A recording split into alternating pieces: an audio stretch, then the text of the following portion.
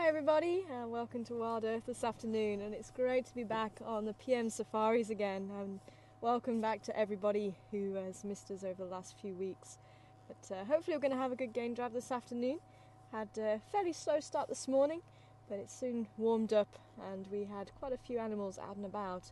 I'd love to try and catch up on what happened with Karula and the cub, and I know a few people are a little bit concerned as to what has been happening with that young female after being chased away by Mufuffinyan, but I'm sure she's fine, and I think she just managed to get herself out of harm's way, and I think she was hiding, and I think Karula probably has found her.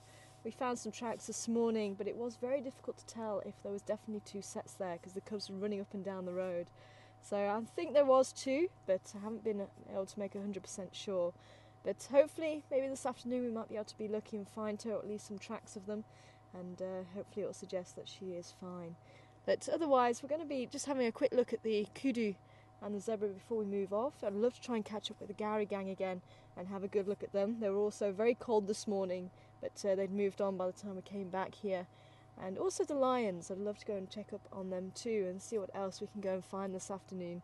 But it's always great to try and check up on the animals that are in the area and have been found in the area. So certainly quite a lot to hopefully look forward to this afternoon. Keep your fingers crossed. But my name's Tara, for those of you who don't know me, and joining me on camera this afternoon is Daniel, and back in final control is Craig and Herman. So if you would like to send through questions, please do. It's always great to hear from you, and for wherever you are in the world, it is always wonderful.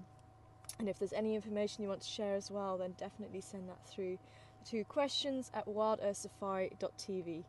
But let's see if we can catch up with these guys before they head off. We're not able to see them again.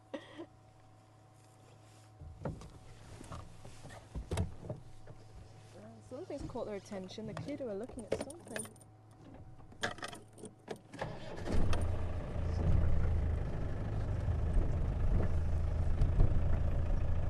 Now, apparently there was a leopard seen around Gowrie Dam this morning, but we're not too sure who it was. Some people think it may have been one of the boys, some people think it may have been one of the younger cubs, possibly from Karula's third litter. Find the tracks on Philemon's cut line, but I wasn't convinced they were actually as late as 9:30. Well, they were seen down by the dam by 9:30,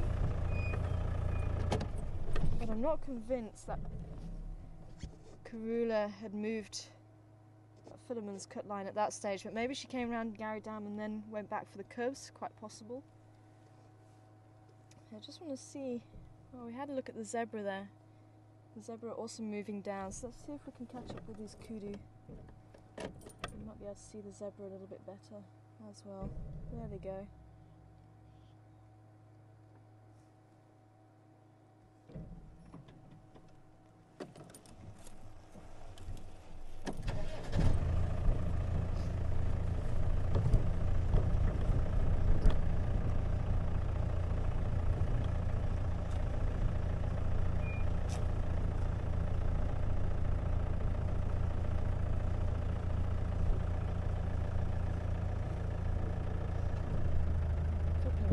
Here on the left. Young male, probably about 18 months. His horns are just reaching the tops of his ears. Let's roll forward just a little bit more.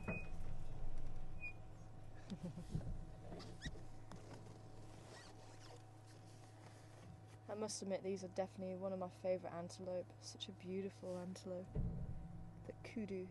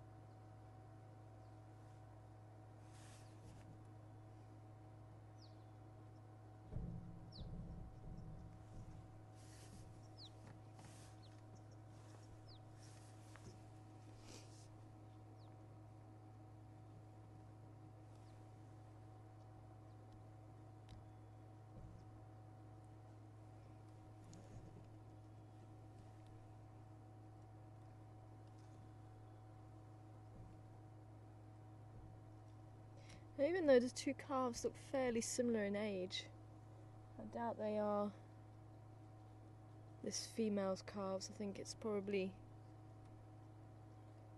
the other female that crossed the road just a little bit earlier. It's probably her calf. You don't usually get twins in kudu. In fact, I haven't really heard of twins in kudu at all. It's like most of the antelope, you generally just get one calf per female.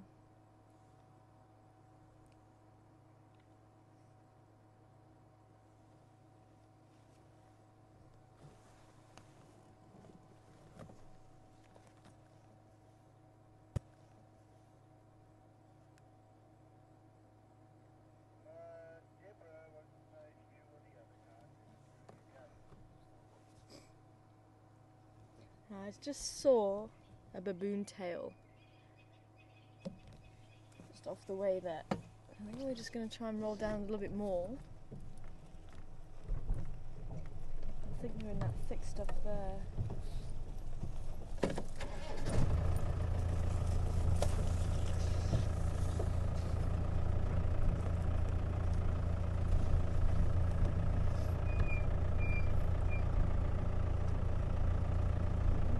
There's a couple of them there, so it's probably the whole troop there.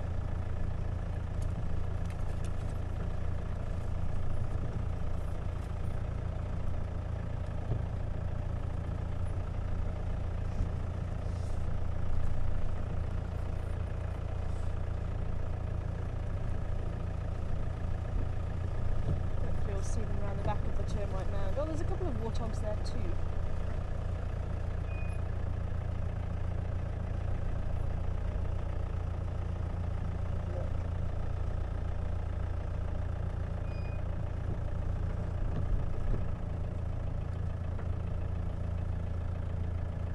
Good afternoon. It's Lyson from Torchwood. We're mobile. We're heading up to the northeast part of Buffelshoek. Okay, copy. Thank you. Yeah, I'm just it's Henry from VHL. I'm just leaving the lodge now, so we'll check. Just through there. Not great lines. Where we left the Dengala this morning.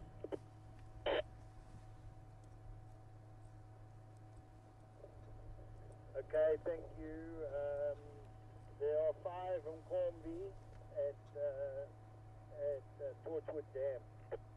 Okay, copy. Thank you.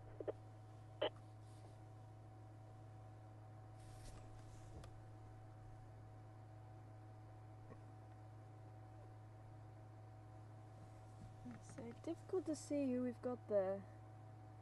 Light's not quite great.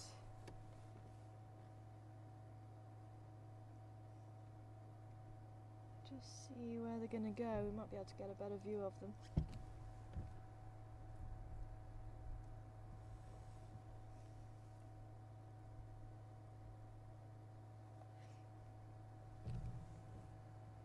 There go the warthogs.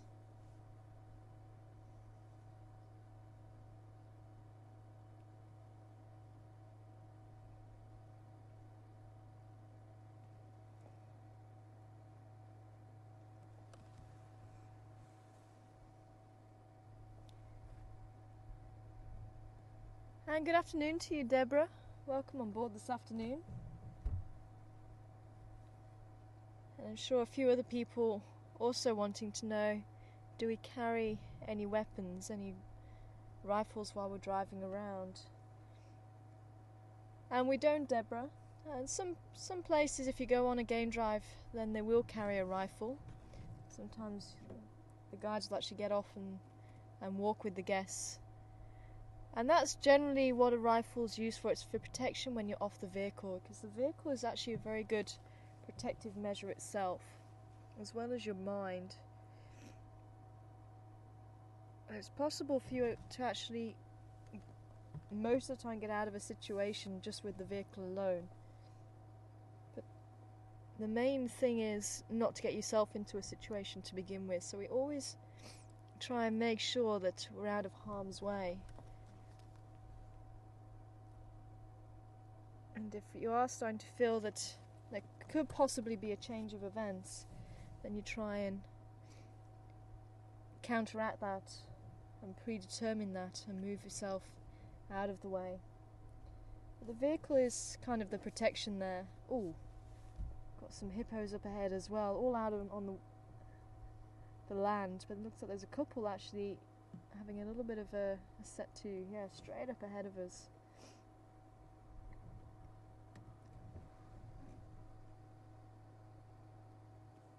I think maybe let's go down and have a look, and maybe the Gary gang are just going to come out a little bit more and see if we can actually see them a little bit better, because the sun's just behind them at the moment. Let's see how many hippos are out.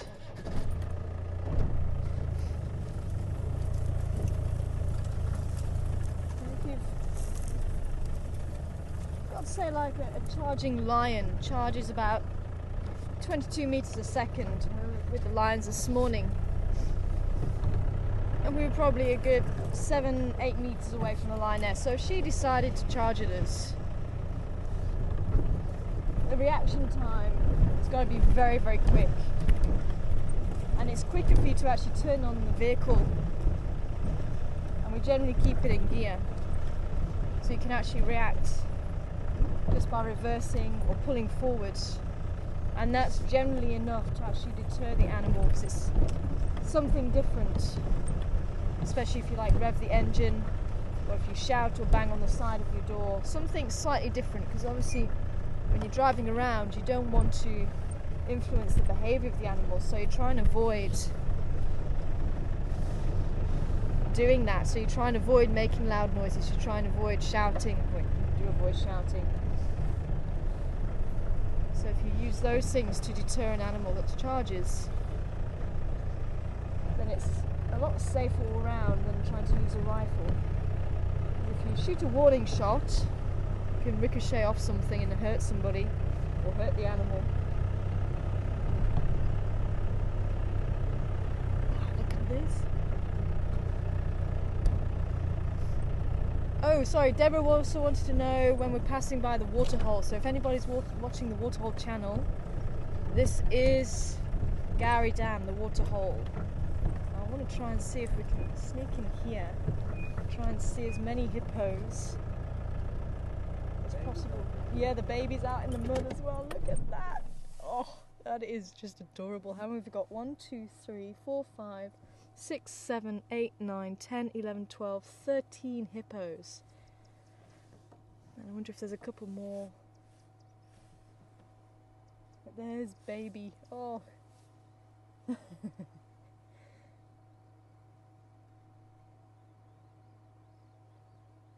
Enjoying a bit of mud wallowing there.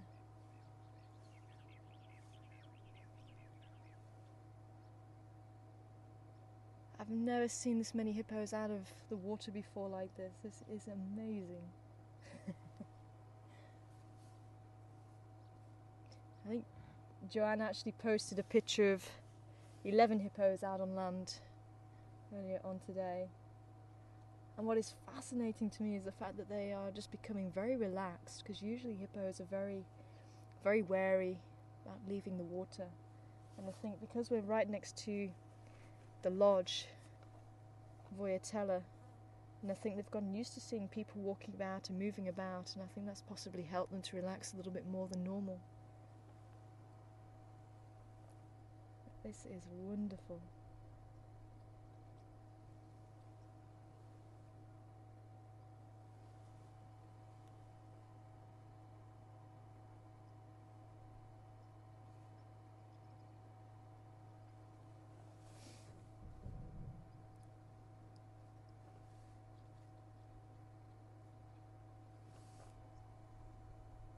I'm going to just move because there's a hippo approaching Mama Hippo, and I want to see what she's going to do. If she's going to tell that hippo to back off. Let's see if we can actually just creep a little bit further forward.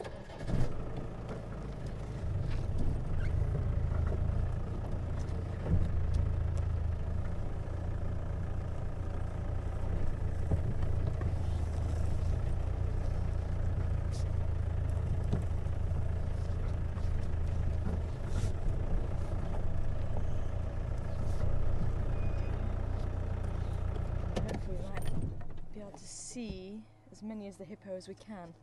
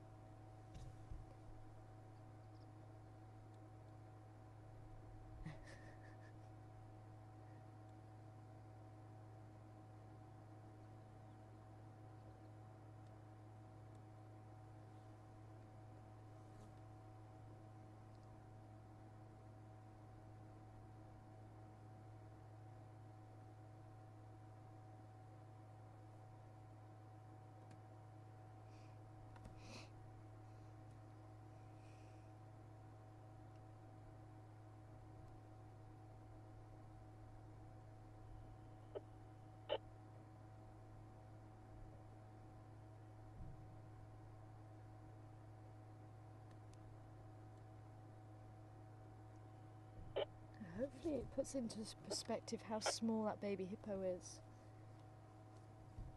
So it's probably about just around a month old now. Probably weighed in around 30 kilos when it was born.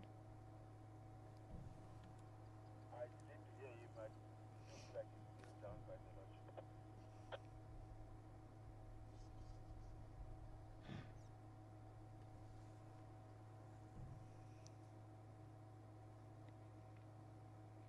Now most of these hippos that you're seeing are probably the females.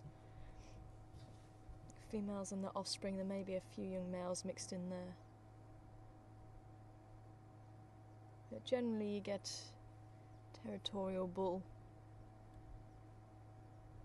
And in some areas the territories will be fairly small, and as the water levels start dropping in areas, then the territories become much smaller, and you do get many more bulls in an area. But here we've got quite a few dams at the moment, so the bulls seem to be quite nicely spread out, although I think there's been a couple of bulls in here. Looks like there's one just off centre. That looks like it's probably a bull there. Quite a wide head.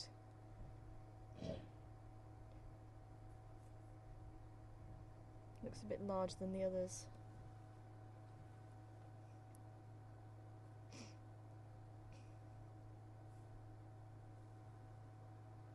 Yeah, that one there.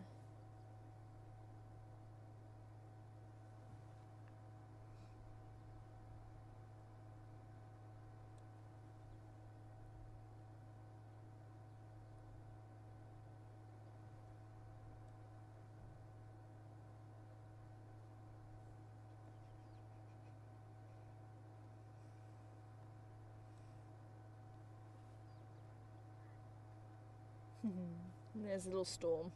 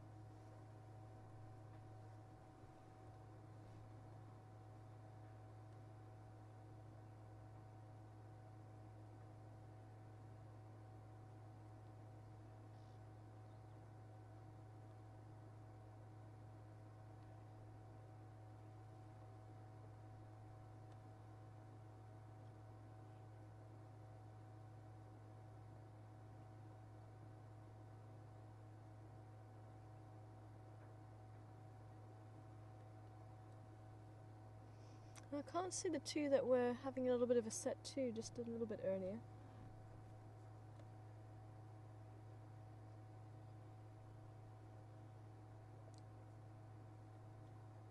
Oh, it seems to be a little bit more relaxed than what they were.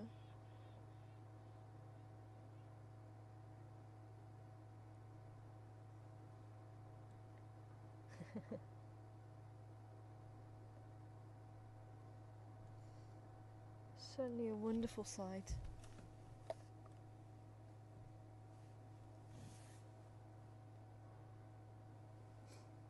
Hippopotamus, river horse, and you might actually be able to see why it's called that now.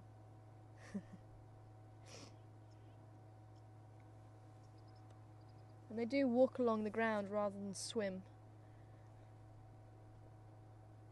They don't have much in the way of buoyancy. They probably have a little bit, but not too much. They tend to tread water when they reach the surface. Babies tend to be a little bit more buoyant than the adults.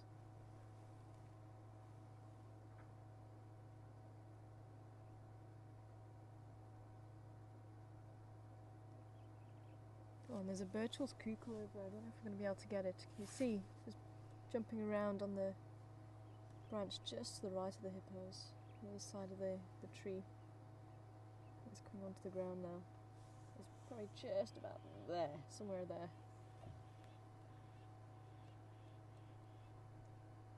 Yeah, down a bit. Right. No, down. Yeah. Up there. Down here. There he was there, he was on the ground. Disappeared now.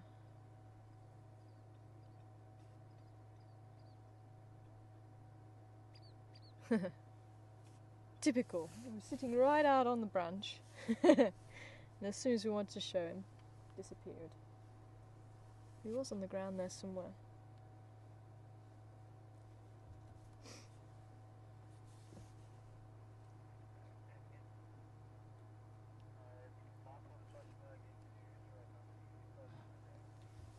And good afternoon, Michael. Wanting to know how many hippos we can see out on land this afternoon. I've definitely counted 13. We'll go again. There's two actually hidden behind the bush. And then we've got the baby hippo on the left. That's 3, 4, 5, 6, 7, 8, 9, 10, 11, 12. And there's another one just behind one of the hippos lying down. 13.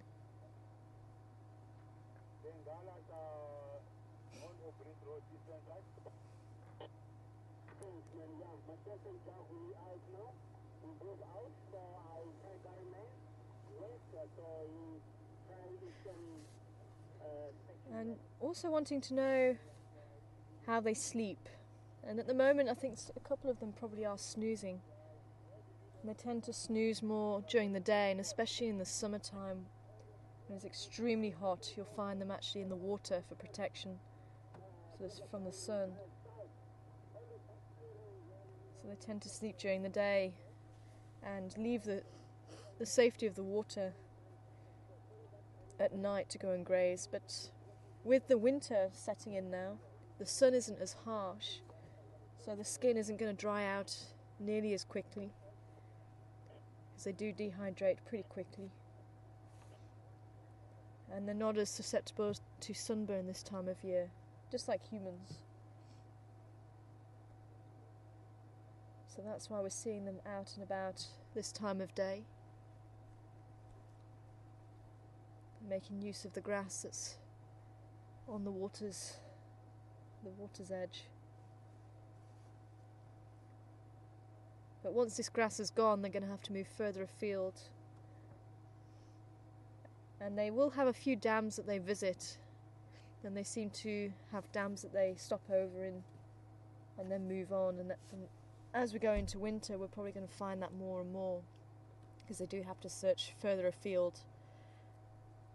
So there's sometimes you won't find any hippos in here. Maybe they've gone to different dams because they've had to go quite a number of kilometres away think some nights they can travel 12 kilometres. I've even read some nights they can travel 20, 30 kilometres in search of food away from the safety of the water. But as I say, during the winter they can afford to be caught out during the daylight hours. But during the summertime it's a lot more dangerous for them to be out in the sun.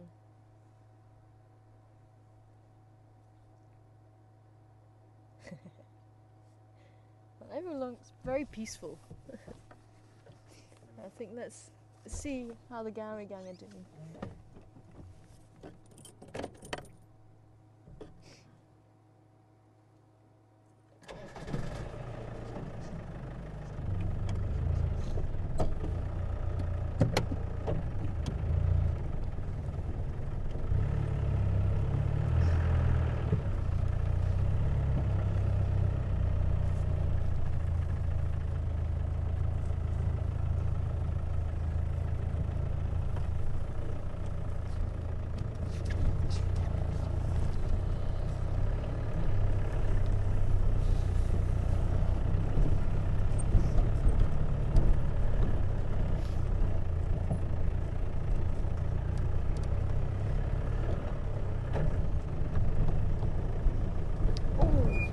Slender mongoose just on the grass there. Can you see it? Tail just disappearing in the bush. See if I can just move forward a bit. I think it's gone. They're so quick.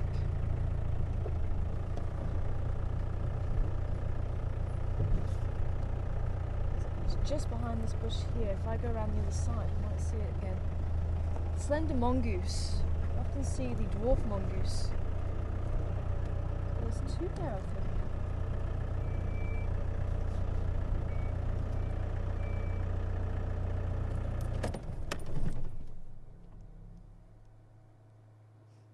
Please come out.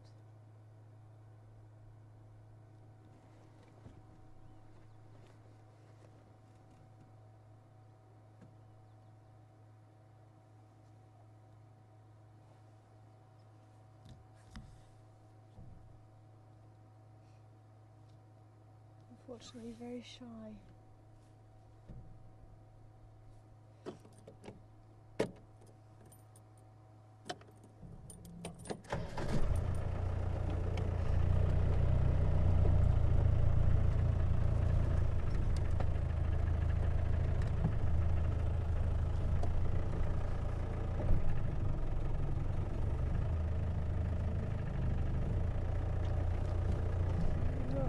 Disappeared. That is a shame.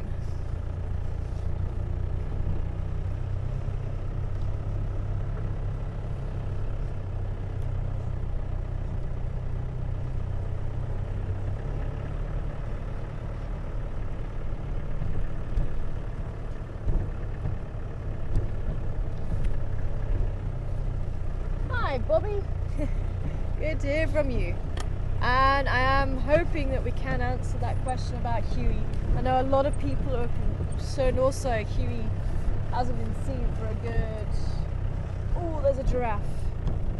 Why do I get the feeling we're not going to move very far this afternoon? You can see the giraffe that side. Where did my Gowrie gang go now? Just going to make a quick turn up here. I was hoping, it looked like they were slowly moving this way, but maybe they weren't.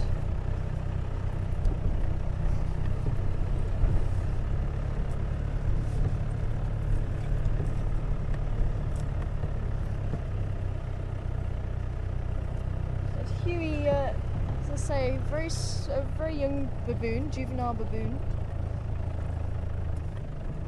And was missing for a number of weeks now. Is that them there?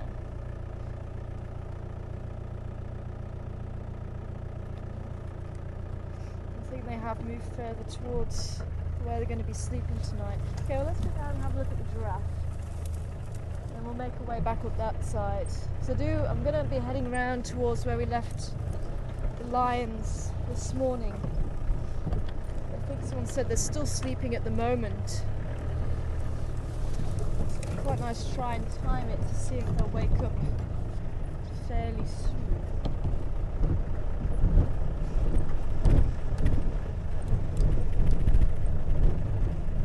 And I thought maybe Huey was there this morning, but I couldn't quite see too well. And I don't want to get people's hopes up unnecessarily. I'd like to actually see all the Gary gang actually out on the ground so we can see them properly. So unfortunately the sun wasn't in our favour just now.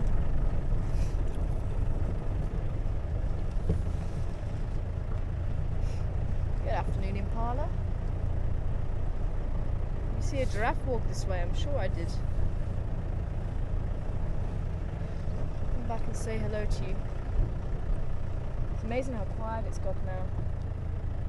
Now that the males have finished rutting.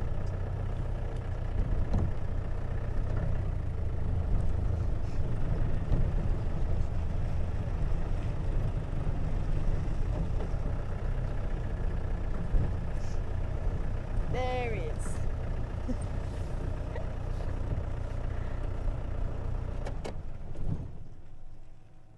You see his ears just poking out from behind the bush.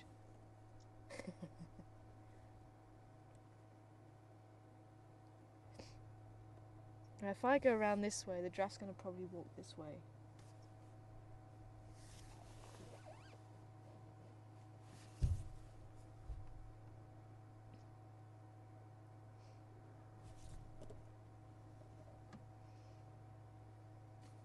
Looks like a male.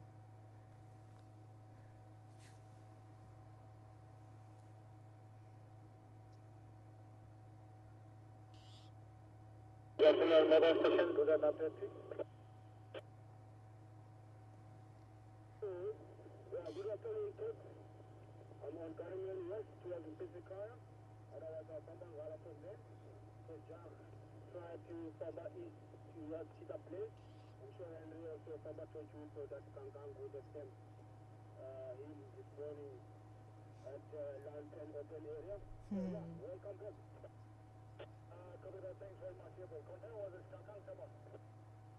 Okay, I'm going to see if I can sneak around the other side then. It looks like he's found something nice and tasty there. But let's see.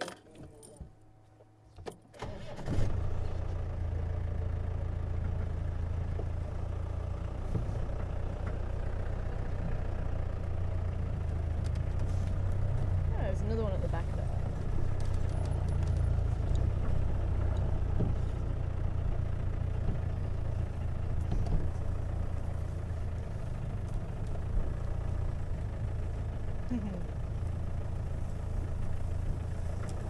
Good afternoon, boys.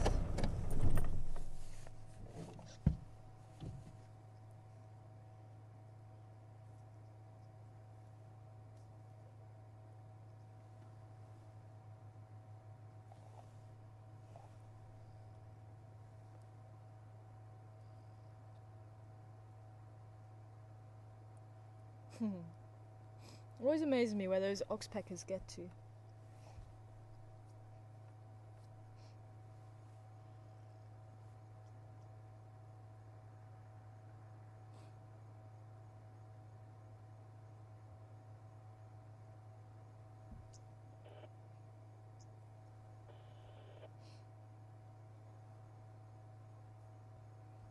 The red-billed oxpeckers. Oh, there's a... the giraffe was bending down then, I think. Oh, something's going on.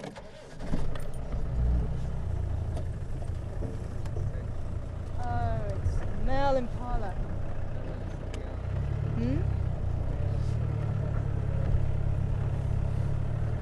Yeah, male impala chasing female.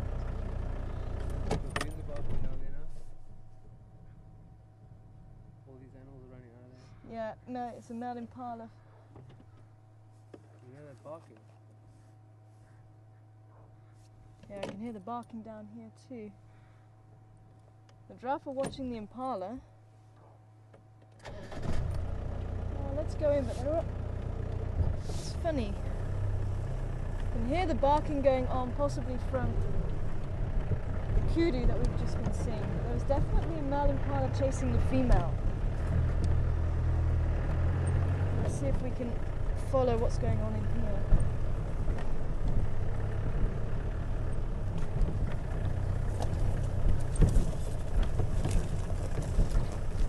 Quite interesting. The giraffe also reacting to it.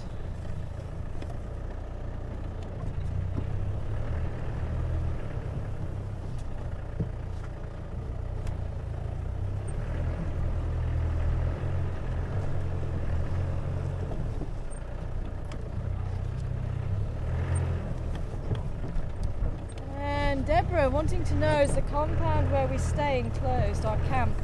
And it isn't, Deborah. Animals are free to walk right through camp if they so wish. You do have to be quite careful. Occasionally you do forget. Let's follow this bark.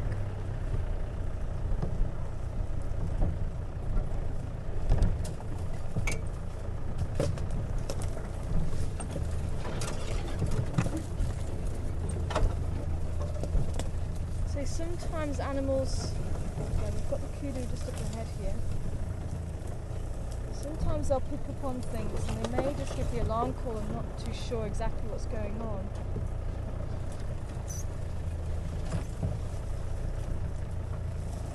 As I say, that male impala was giving the female quite a run around.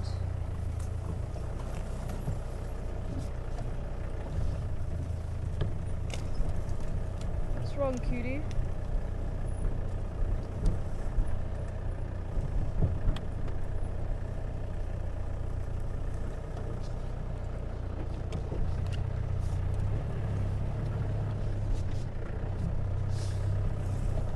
It's worth just checking out. Maybe Karula found a way in here.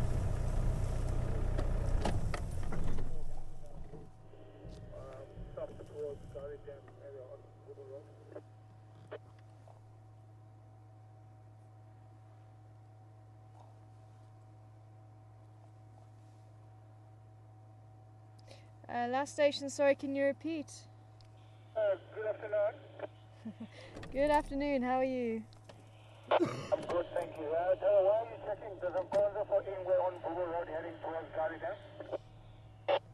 Copy that, thank you. I just had some shabalala barking in the drainage line now. I'm just here, just south of Gary Dam. There's Lutu so far. I can copy that, thanks. I'm on Google Road heading north. Just want to go on Bugada Tingada.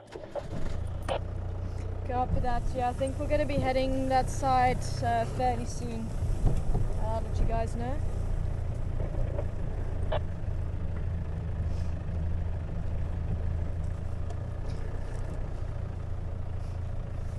We found the kudu, as I say, they weren't looking in any particular direction. That's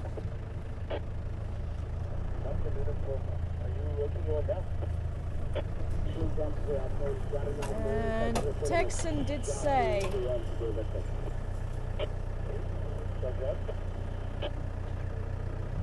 be able to squeeze through there. We found some leopard tracks heading down towards Gary Dam. There.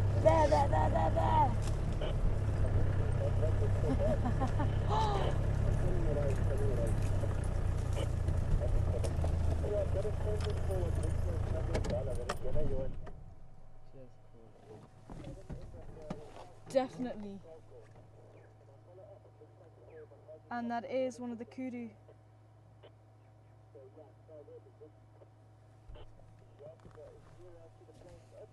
And I wonder if anyone can identify him.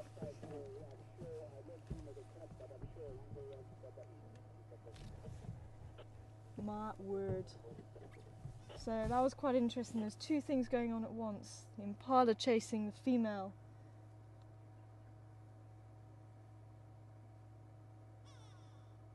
And this little one chasing the kudu.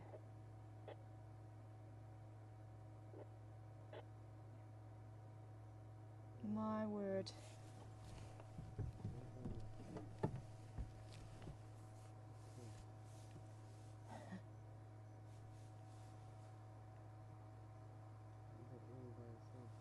Sorry? This guy's work cut out for him. Definitely.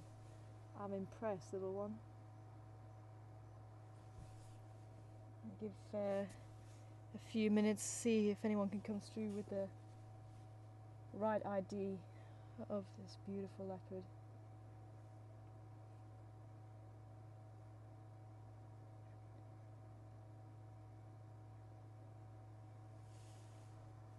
I think it's one of the youngsters, it's not one of the adults.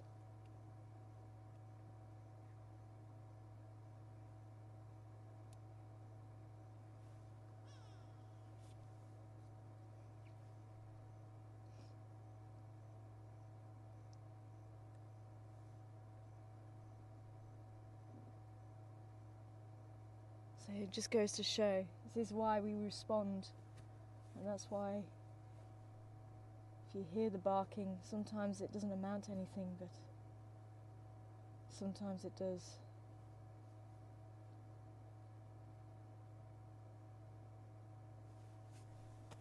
It's 4 o'clock in the afternoon, and it just goes to show leopards don't always hunt at night.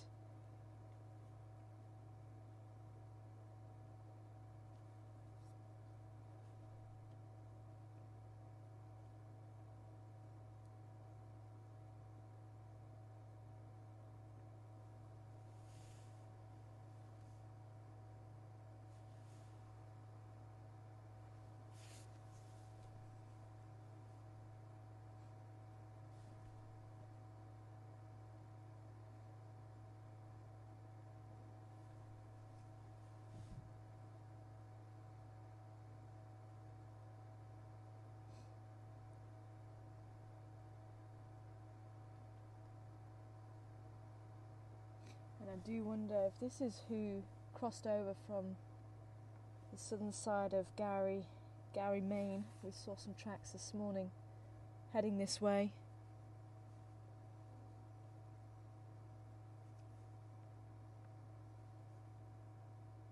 So there was a leopard seen sometime last night around 9:30 trying to hunt the baby hippo, and I wonder if he was the possible reason. And thinking about it, I wonder, we had the elephants this morning trumpeting, and I was wondering, could there have been a cat they were trumpeting at as well? But it was a very difficult situation because it was the elephant that was injured. It seemed to be the one that was trumpeting, so it could have been either of those scenarios that he was trumpeting for, the fact that he was in pain, or that there was a cat there. So that thought did cross my mind after we closed down.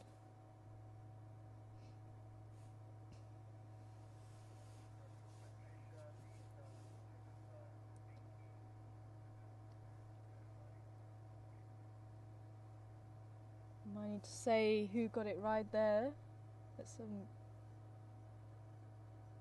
of you coming back with the ID. I think Patty, quick off the mark there. Raisa. Lisa, I think's there as well. Binky. Jennifer as well. Joanne. Ellen. Awesome. It is in Duna. And we haven't seen this little boy for a little while now.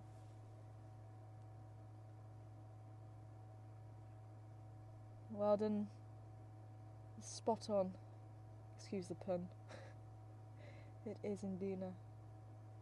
And if anybody was struggling to identify him, if you have a look above his right eye, he's got a semicircle of spots above his right eye. And on his left eye, he's got a little triangle just below his left eye.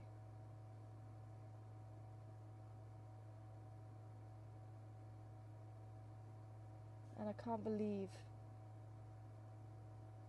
he's just doing extremely well for himself. And I think it's fair to say we were a little bit concerned. Probably this time last year, he it's difficult to say for sure, because we weren't seeing the boys together. We weren't often seeing Induna as well. We actually were seeing Mishu more this time last year, Mishu being Induna's brother, and we were seeing Mishu actually making more kills than his brother. So I think a few of us were a little bit, well, not maybe concerned, but wondering if he was going to become an expert hunter like his mother. But I think it definitely goes to show, if he was taking his time, he certainly is quite efficient now. And he's only just over 2.5 years old. And this kudu's probably weighing in probably about the same, maybe a little bit more than he is. He's not fully grown as yet. We're probably looking at maybe 40, maybe 50 kilos for Induna at the moment. He's just a little bit larger than Karula. He's probably still got another little bit of growing to do. And even this young kudu is probably about maybe 40, 50, 60 kilos.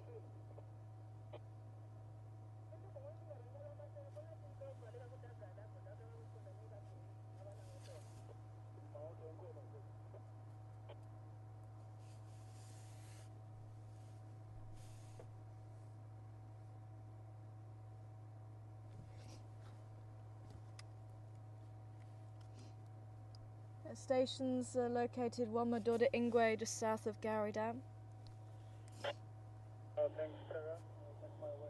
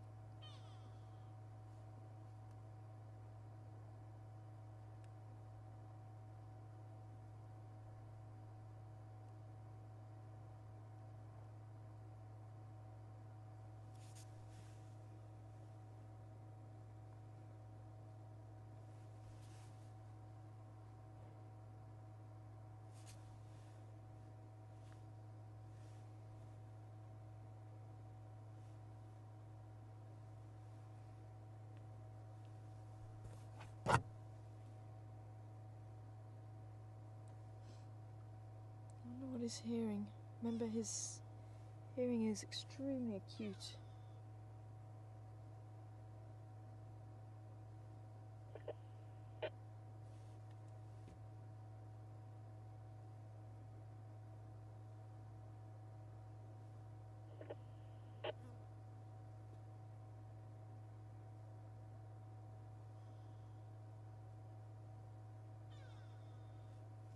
Something has certainly grabbed his attention.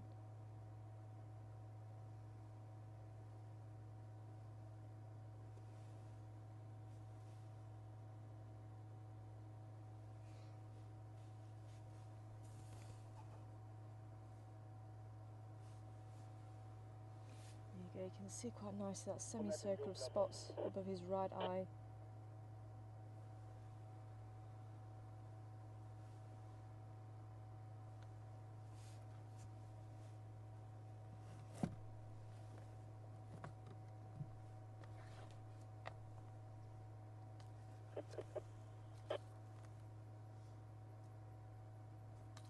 And Diane, if you're watching, Diane sent through a picture of a leopard, possibly Mishu, sitting down towards Ulusaba way, I think in Nyati.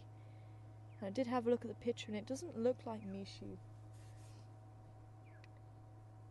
Mishu's got quite a deep Y next to both his eyes.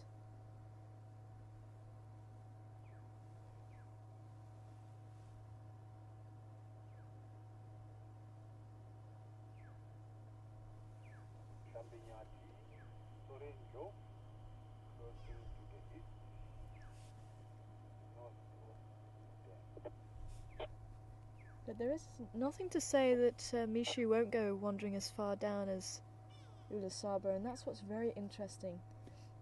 I've got new viewers on board. This is the first opportunity to see and meet Induna. They're about that age where they should really be leaving their mother's territory now and looking for a territory of their own. And it seems to be that maybe Mishu has left the area. He seems to be out further afield, and we hear about him being up in Buffalo's Hook and Arathusa, much further afield than what we see in Duna. He seems to be sticking around, especially Gowrie Dam area. What's caught your attention again, little one?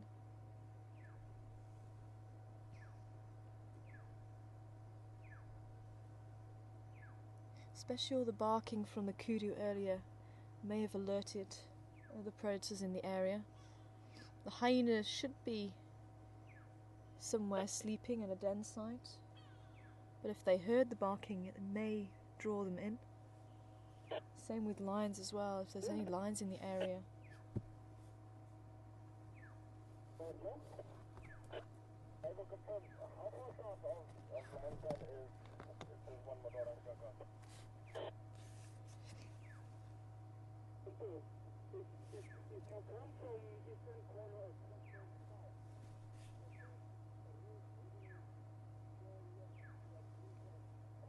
But what's quite interesting is Karula doesn't look like she's been making any effort to chase him away from this area, and neither has the two big males who may be found here. Yambiri or Dan tends to be found around here, and it's thought that he is the father of Induna, so it could be that's why he's not making any attempt to push him out. But Fafanyan, you don't tend to find him up this way. And Mvula, the other big male, tends to be in the east of where we are.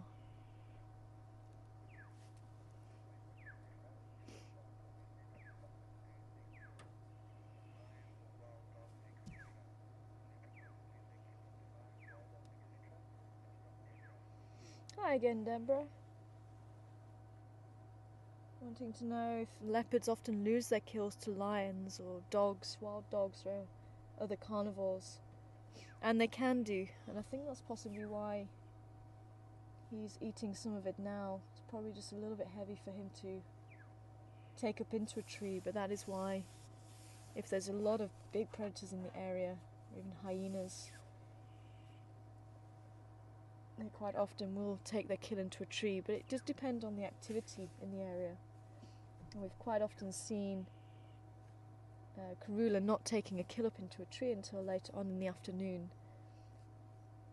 And she tends to know that hyenas and lions won't really move around, and I think she actually eats what she can so that there's less weight to take into a tree. And I think the boys may have copied that behaviour. But it makes sense. I mean, why waste your energy in hoisting something big when you can maybe eat a little bit first and then get some energy from it and then take it into a tree? And sometimes they don't even bother doing that. Sometimes they hide it away. I say it depends on whether there's been a lot of activity by the lions and hyena. And sometimes they do misjudge, and sometimes they do lose it. And Karula did lose a kill just before I went on leave. She made a kill up on quarantine, and she didn't put it into a tree, and hyenas came and started devouring it, and the noise that the hyenas made actually drew the lions in, and Karula was forced to take refuge in a tree and watch her kill being eaten. And unfortunately there wasn't anything she could do about it.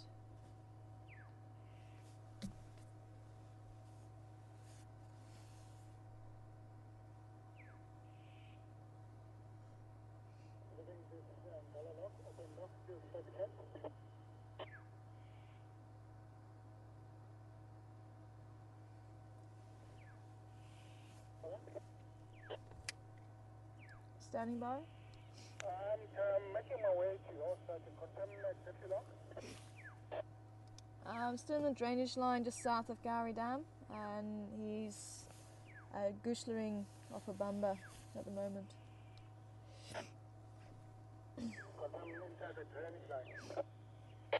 Affirmative. If you go onto the dam wall, you'll be able to see us in the drainage line. Okay, copy that. I'll see you now.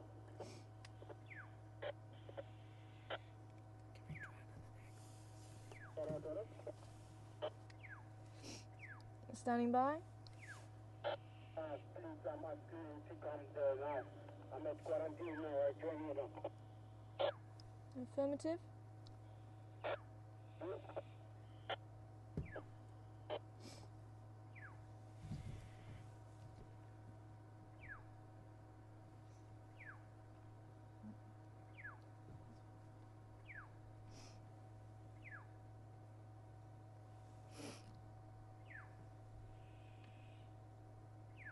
Okay, what I would like to do is just see if we can change our position slightly. Got a big log in the way. I'm just going to try and pull around the tree.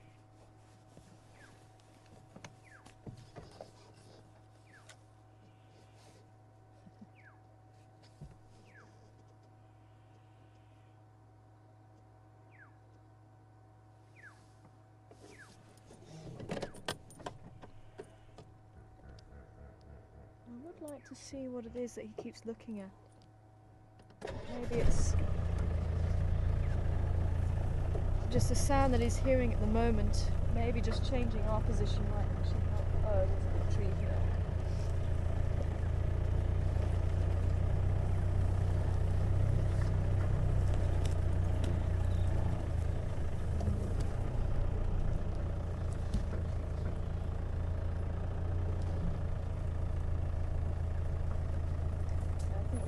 Stay that side.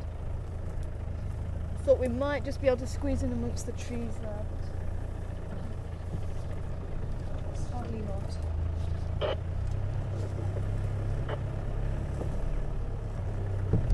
And good afternoon to you, Jennifer, and I think you're right, hey? You're saying that you can definitely start to see the thickening of his neck.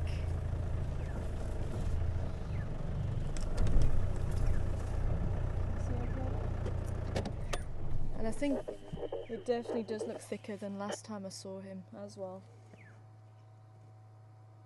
I'm sure it's more noticeable to a few of you who have maybe not been able to get on drive in the last few months. And obviously that thickening of the neck is going to help them for when they do drag the carcass up into the tree. And some of these older, big old males, you'll see these huge necks from years of dragging the carcasses and hoisting them up into the trees. So it's not something that grows overnight. It's eventually he will get to a stage where he will be strong enough to take something that large into the tree.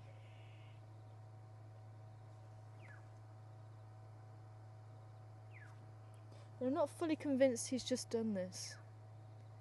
I wonder if that herd just happened across him. So it looks like he's actually eaten quite a bit already, and he's not really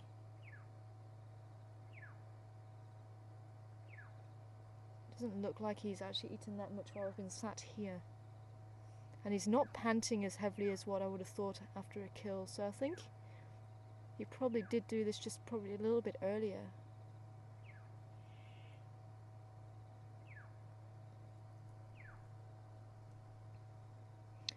Maybe one of the other antelope caught sight of him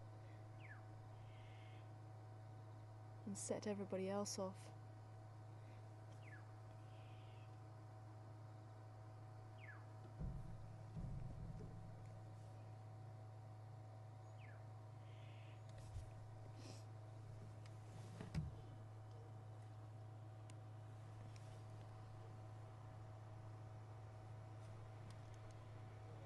Henry, affirm.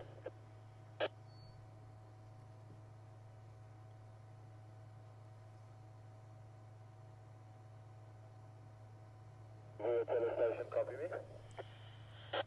Yeah, good afternoon, Captain here. Hey, thanks, how are you, Paul? I'm good, thanks. So that. Thanks. Would you mind if I came across found my lunch at the music hall. Change battery. Okay, yeah, you're welcome. Yeah, it's Change battery. there now. Sorry, resize access. Change your battery.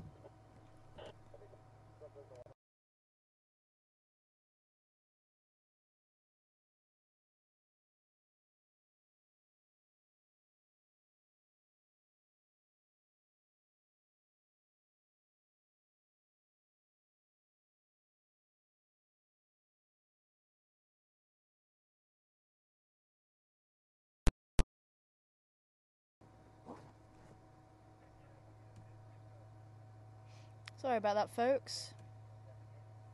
And good afternoon, Zach. Welcome on board this afternoon. I'm wanting to know how long Induna is now. Just looking at him, probably from nose to rump. He's probably not much longer than about a meter, maybe a meter and 20 centimeters, something like that. What would you reckon? I'm used to sort of guesstimating. No idea.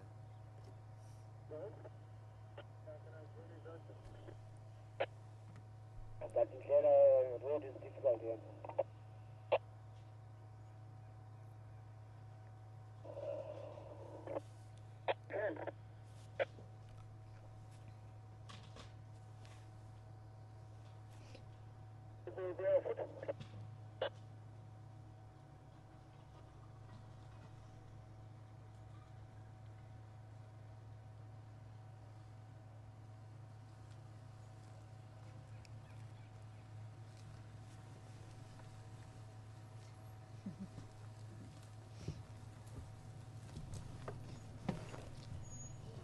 Hello. I don't know if you want to try around that side. You should be able to get a nice clear view from there, just between these trees here. He's just here. So if you go just around this tree here, you should be able to get a nice view.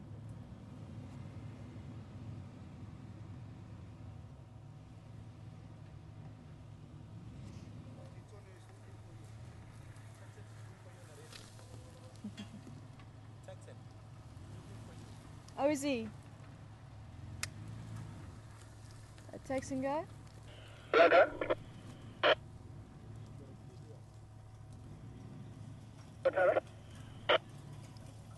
You were looking for me? Yeah, can I join? I'm just here at the demo. Affirmative, you're welcome to. Texan, if you can come in from the western side, you should be able to get a nice clear view from that side. Otherwise, if you can't, then you're welcome to pull in behind me.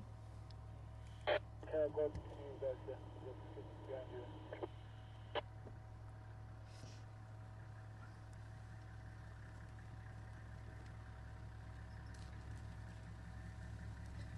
Ryan, come in.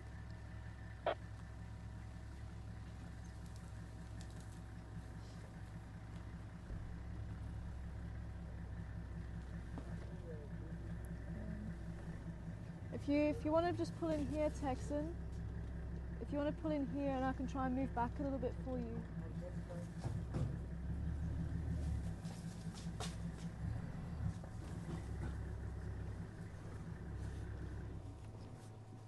Can you see all right there? Because I can pull back a little bit for you, so you can pull in here.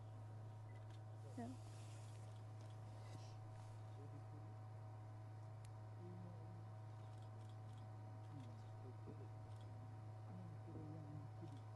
It really is quite a beautiful leopard. Definitely got his mother and father's looks.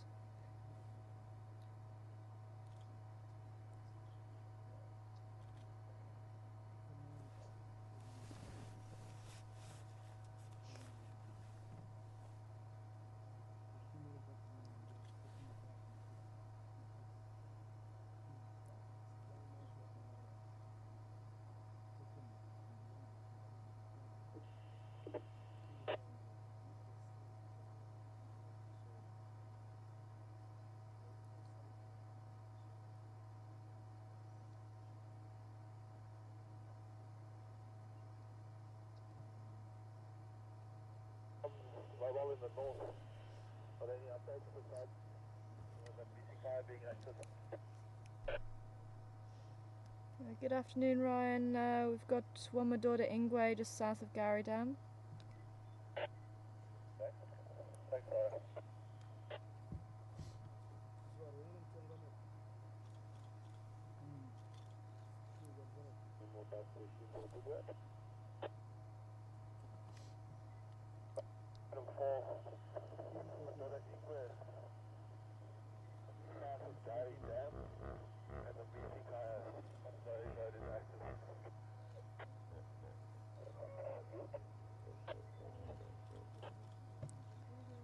That's quite a strange thing to eat in Duna.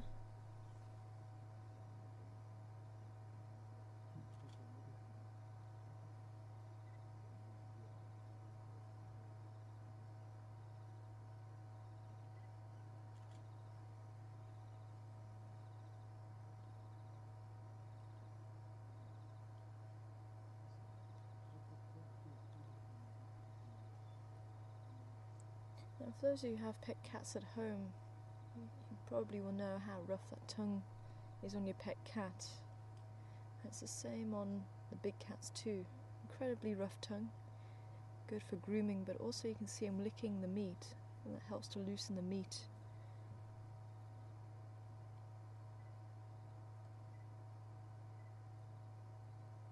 And you can see him putting those cheek teeth to work, those shearing teeth, known as the carnassial pair. And most carnivores will actually have those teeth. There's one or two exceptions, bat-eared fox being one of them. The aardwolf also classed as a carnivore but doesn't have the carnassial pair, the shearing cheek teeth.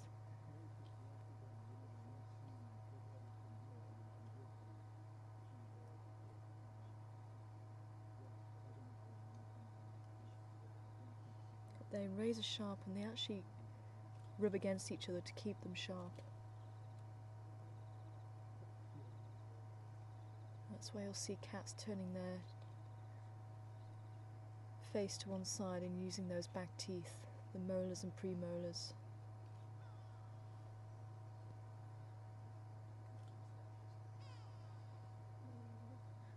I'm just wanting to stick around just a little bit longer because I'm wanting to see what it is that keeps catching his attention. I want to see if something is going to come through here. As I said earlier, this time of day the larger carnivores shouldn't be moving around, but there's nothing to say they won't be. If you read the books, leopards are supposed to hunt at night, and here we have proof that they don't always hunt at night.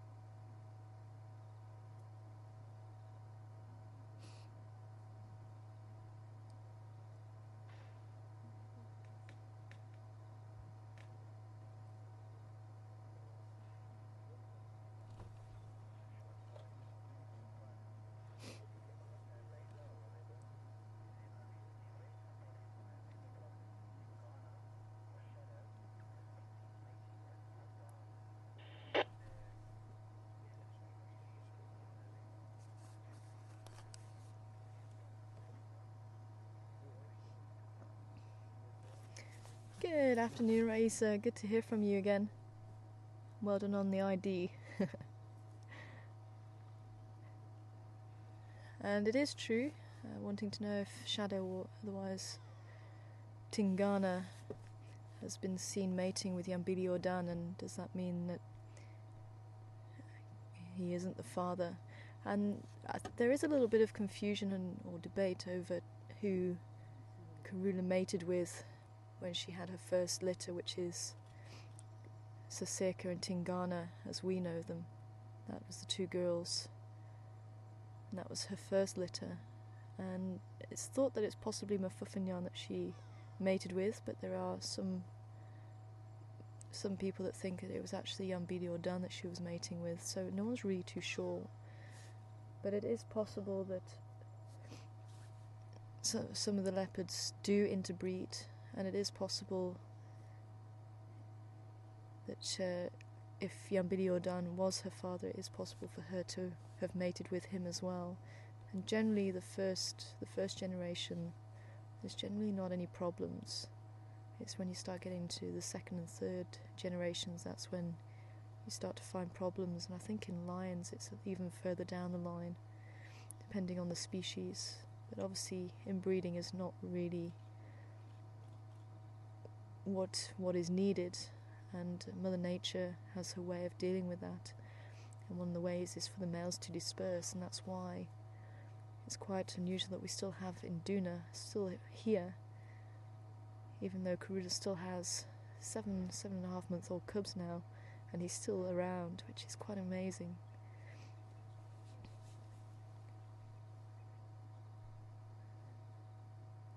But that's why you do get movement of these males to try and stop that inbreeding.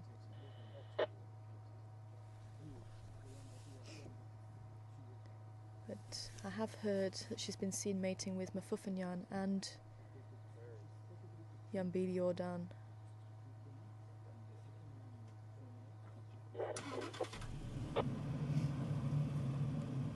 Standing by.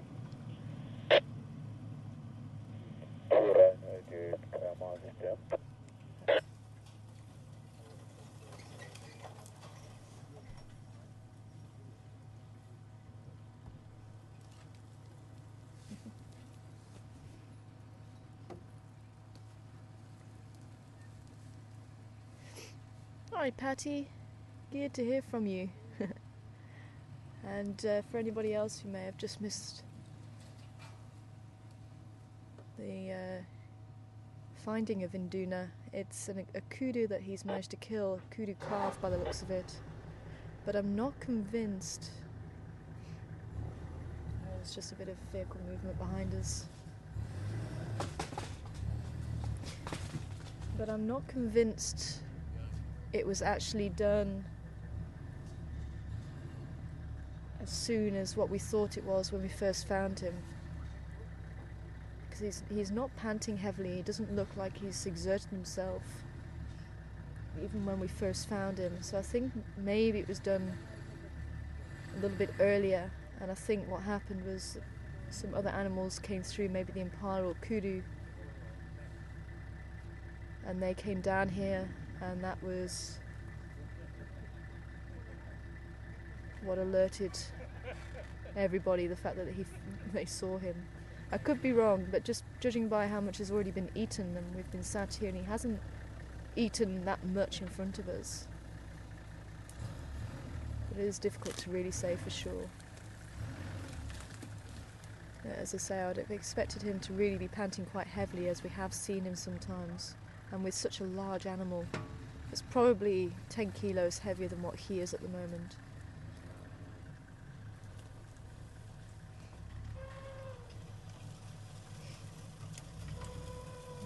Protecting his kill there.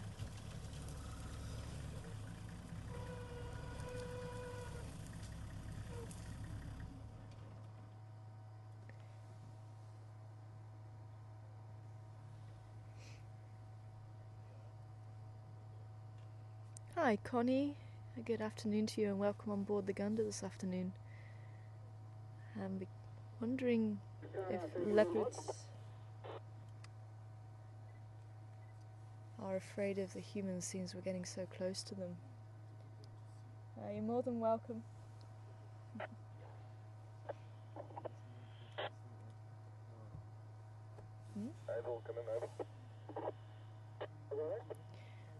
We are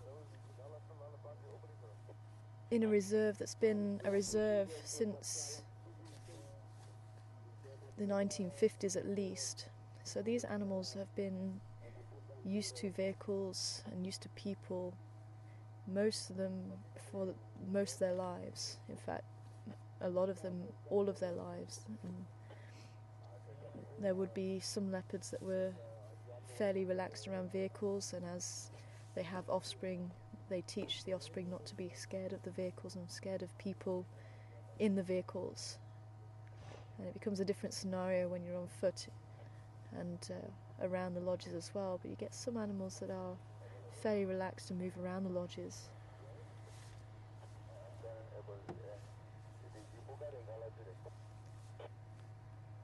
But if I was to get out the vehicle now and walk up to him, he wouldn't be happy, and I'd certainly be shown teeth.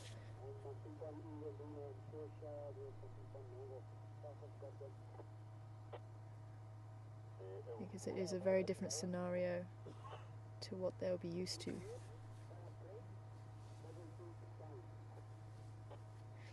And as you can see, they do tell us if they're not happy. So we do keep our distance, and we always watch their behaviour, and if the animal's not happy, some days they may not let you closer than maybe 20, 30 metres, sometimes maybe even 50, 60 metres. And even the same individuals can react differently, and we do get to know the individuals and the characters. But it can be that they have a different day, just like humans. Sometimes you can have your bad days and good days. Sometimes you don't want to see anybody. Sometimes you don't mind being sociable. And it's the same with these animals. But obviously they can't turn around and say, hey, I'm not having a good day today, so they do it in a different way. And you can see Induna's not shown us any aggression. He's looked at us a couple of times, but he's not pulled his ears back, he's not shown us his teeth or anything like that. So that's saying to me that he's quite happy with our presence here. And the fact that he eats, or has been eating, shows that he's relaxed. An animal, if they're not happy, they'll kind of watch you and they won't really go back to feeding. They won't sleep. So you look for all those things that indicate that an animal is still relaxed. And if they're not, then you either remove yourself, move back, or just wait for them to relax. It just depends on the situation.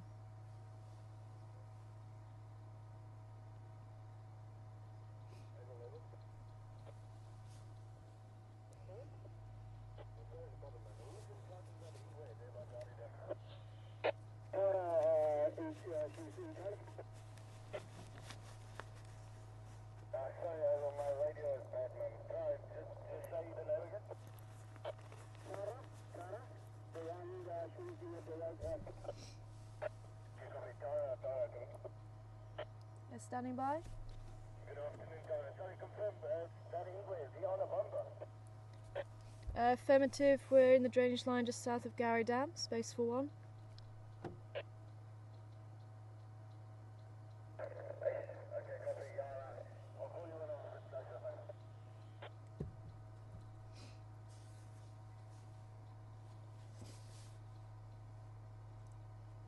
Okay, it's starting to cool off a little bit. So maybe we should make our way over, see if the lions are starting to wake up. And then maybe we can make our way back here a little bit later on and see if Induna is going to put his kill up into a tree. And so this is always the difficulty. So part of you wants to stay with the animal and just see how this one plays out. Something might happen in the next 5 minutes.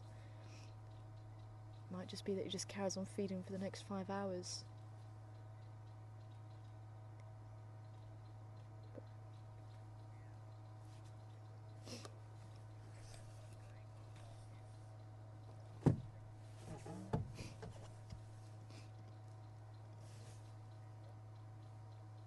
So I think while the sun is still a little bit high, I think let's leave him to it. We've had quite a nice sighting of him already.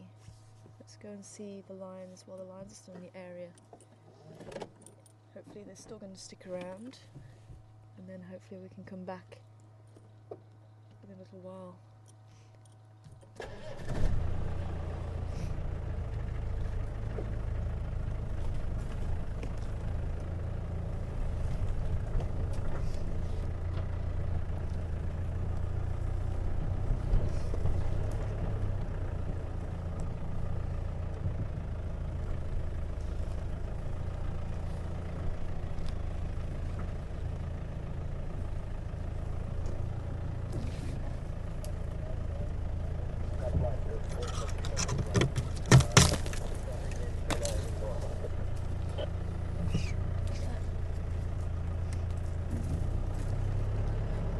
Thanks, Texan. I'm pulling out.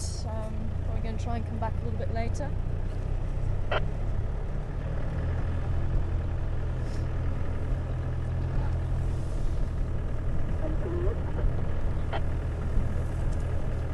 Pleasure.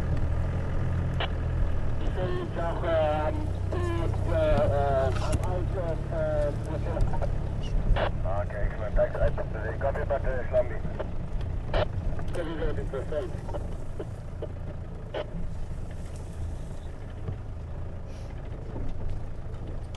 And hi again, Deborah. Sorry, just while we're heading out, I'll try and head up towards where we left the lions this morning. I'll have to duck again. And I think you're wanting to know the times of the drives, how many drives we're doing at the moment.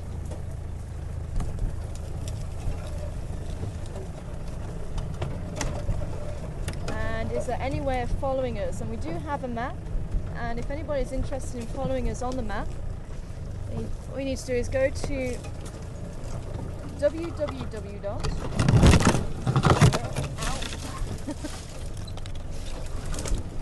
I'm doing that there. I haven't quite lost Daniel just yet. There we go. So, just goes to show this is live. That'll be edited out normally. But yes, www.wildearth.ning.com, and you go onto the web page there and you'll find resources. Now the resources, you click on it, you'll have a pull down menu, and that pull down menu, the giraffes have gone, I'm surprised, but our pull down menu will then have map, and you click on map and it will give you a map. Alternatively, you can go onto the Wild Earth web page and have a look under Safari News and go back through the old blogs. I did put a map up on one of the blogs. And at the moment our drive time's doing 2 drives a day now. I've got both myself and Mark are back. And our morning drive goes out at 6:30 Central Africa time. And our afternoon safari 3:30 Central Africa time. Standing by.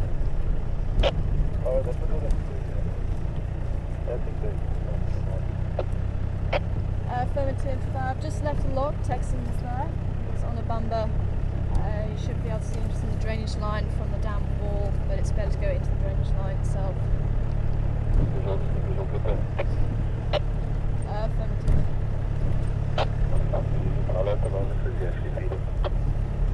Yeah, I was feeding.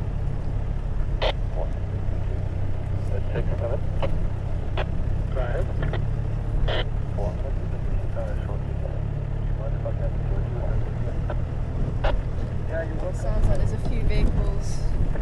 Also interested in heading that side.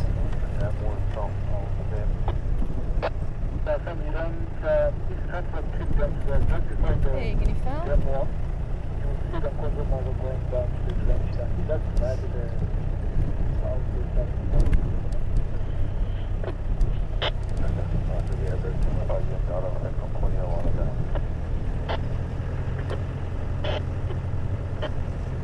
Check, stand back.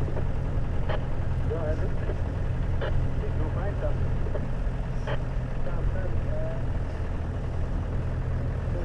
Just listen to what's going on.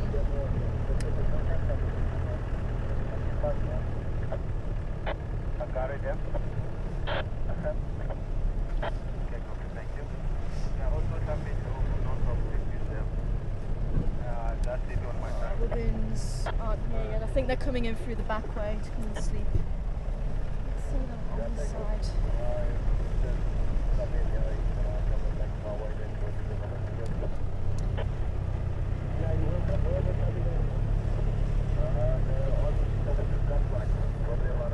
And if anybody who is just joining us today or has just joined us on the last few drives, we do have Facebook pages for a lot of the resident animals that you see, especially the leopards. And we try and post blogs on the happenings, and if you would like to see those blogs, I've done a bit about the family tree of Karula and the connections to Karula, which I'm still halfway through actually. Gives you a bit of detail about Mishu. I've yet to do one on Vinduna.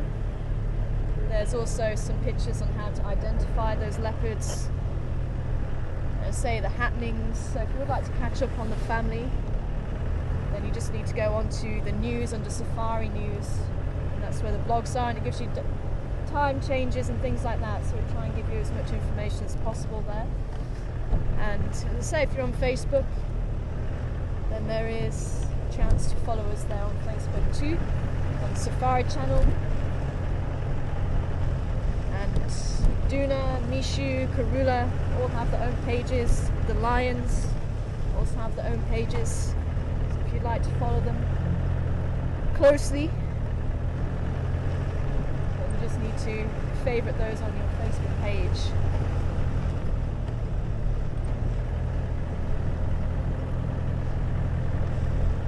And I didn't quite, someone was asking a question about hairballs in cats, big cats. I'm trying to put my jacket on. It's getting a little bit chilly now.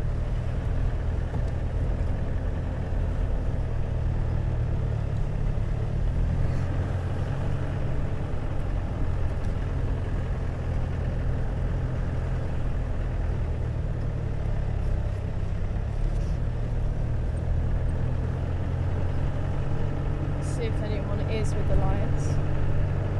Is there any station with the Ngala?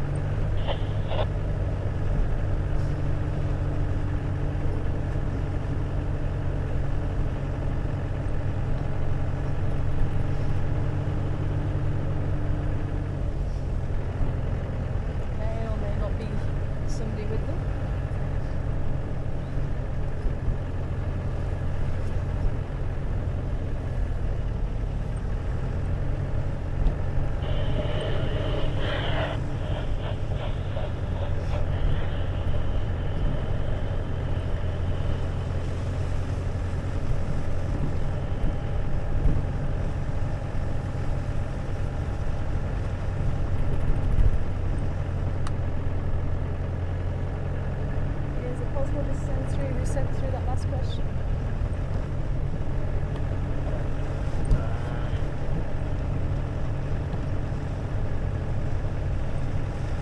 Deb. Sorry, Deb.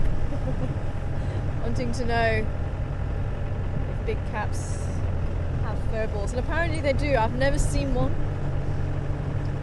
And apparently, I think further north in Africa, the lion hairballs are used as talismans, lucky charms they've found. I'll say I've never found one.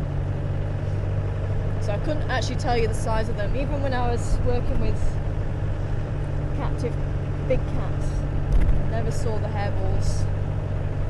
Apparently they do have them.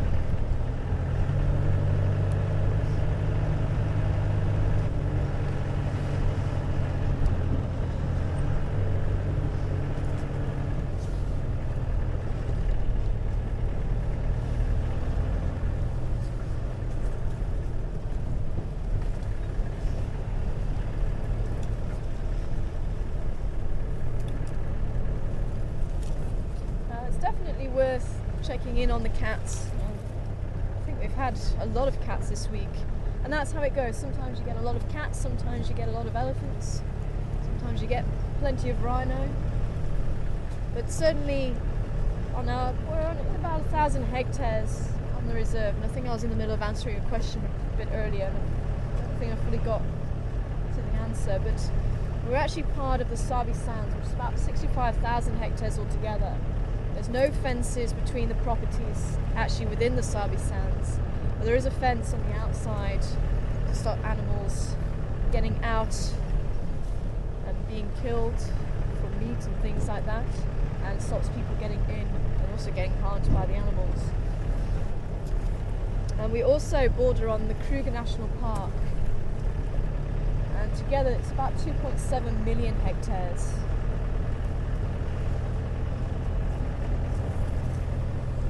And the animals are free to move around as much as they want, but we humans do have restrictions. So we traverse about 800 to 1,000 hectares in this area.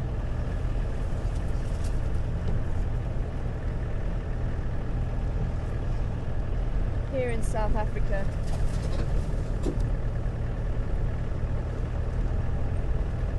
And as I say, anything goes on a game drive. You never know what you're going to find. Now we've been lucky that somebody found the lions this morning, and hopefully they should still be around. It is getting a little bit cooler, so they may start moving now, which is why I wanted to try and time it to come up here and have a look for them. See if they're still around, because they may just be getting up and moving instead of being very, very flat. Is there any station with the Ingala?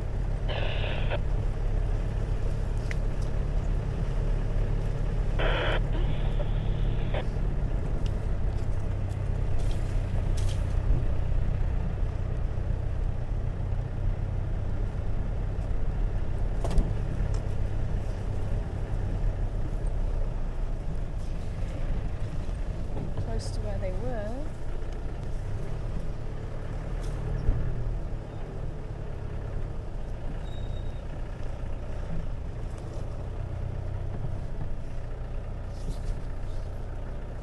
Okay, well, there's some tracks heading in, so I think they moved further in, so let's follow these tracks in. Oh, I can see a tail flicking. So this is where they were. They were actually lying just to the right here this morning, and over the course of the day they've just moved to thicker bush, maybe for more shade.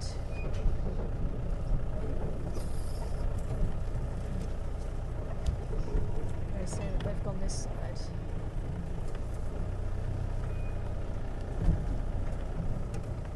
There they are.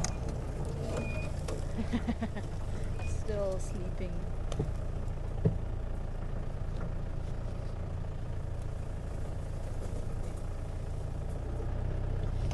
I'm going to just try and poke my nose in this side. If I can, if they'll allow me.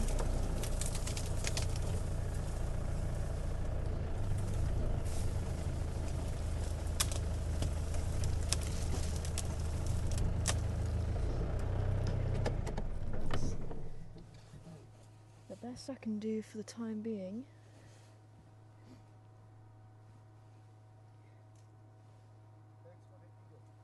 Oh, no problem. I'm glad you enjoyed it.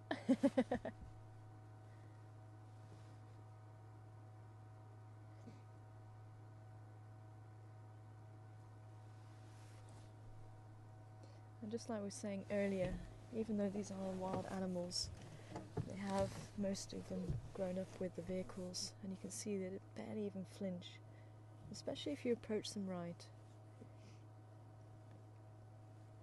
Unfortunately, as I say, we do have some trees that may block our view, but in cat society, if you try and approach a cat head on, that tends to be a direct threat, so we try and avoid pointing the vehicles directly towards them. It's just like staring at them as well. If you ever see your pet cat at home, if you stare at it, that's a direct challenge. And quite often you'll find that cat getting a little bit uneasy maybe backing away, or maybe swiveling its ears back and becoming a little bit aggressive itself. And it's exactly the same with the larger cats. Eye contact is a direct challenge. So we was trying to avoid, say, parking head on to them if we can. Try and turn the vehicle to the side. And you can see these females barely even looked at us. Thanks a lot. Oh, thank you. We're going to go that side then.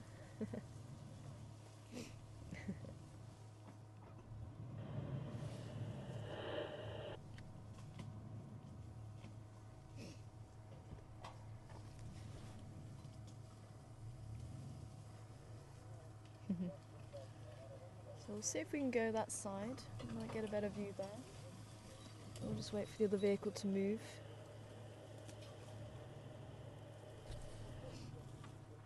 But these lions have had a big meal yesterday. Apparently they pulled down a buffalo. So 4 females eating a big buffalo. It's going to last them for a few days.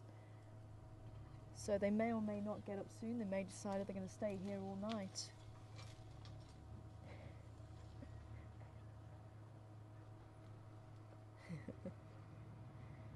That's one of the reasons why they're lying on their back now, exposing that thin skin on their belly so that they can get rid of as much heat as possible that meal that they've eaten is going to be producing. So that's where you'll often find the lions and leopards after they've had a big meal on their backs. Let's see if we can go around the other side.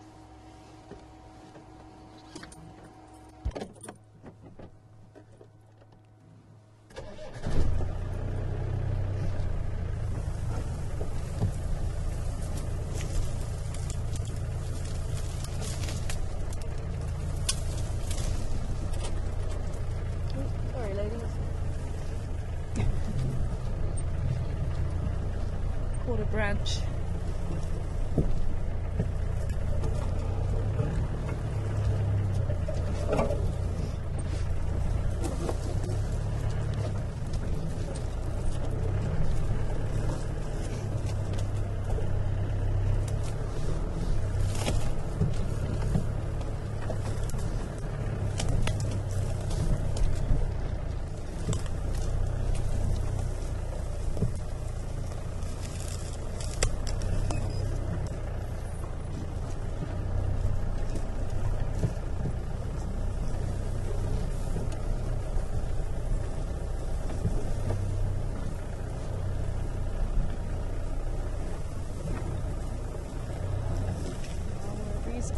Beautiful, beautiful hills.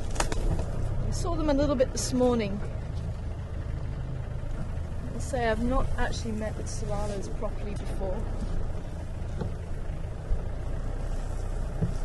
These are the Solanas. Let's see if we can squeeze in against this tree. Can you see them through that? There we go.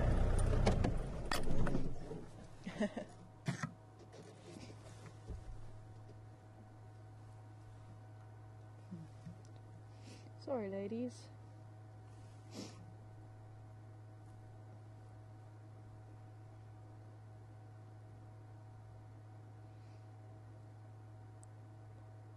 And apparently they were 11 this time last year. Unfortunately, with the takeover of the new coalition, the Majingilans, they've actually decimated the numbers just like they did with the Styx Pride. And they're now numbering 5.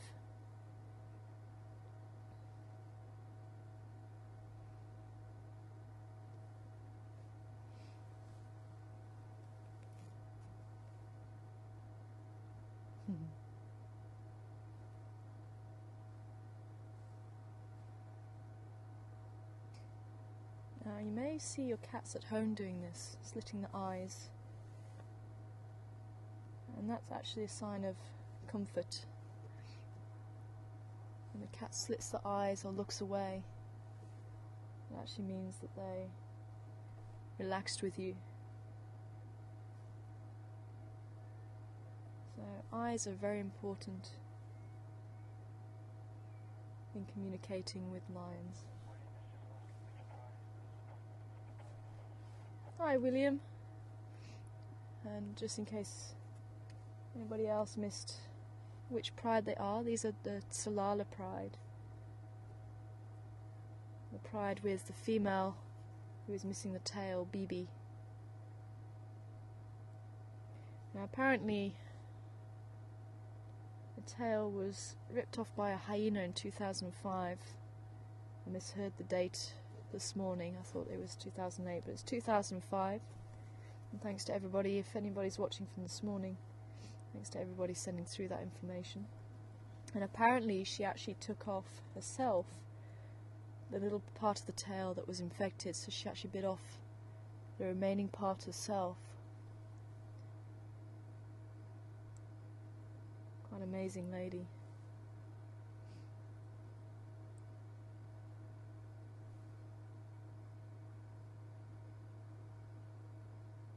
But she is the original female, and these younger lionesses, I think they're probably around 2 years old. Some of the younger ones.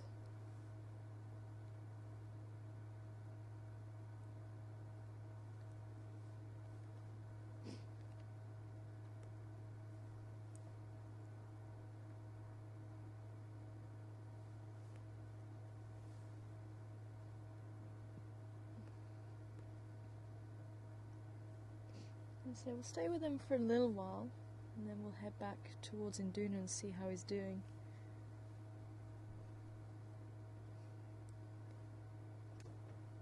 As I say, they may or may not get up. They did spend a lot of time. There we go.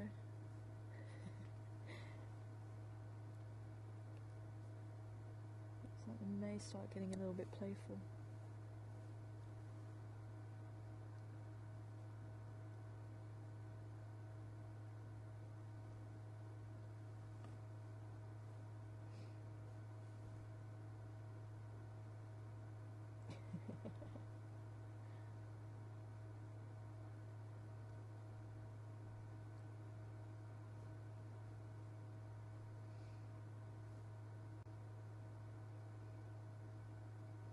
Great way to meet friends here on Wild Earth.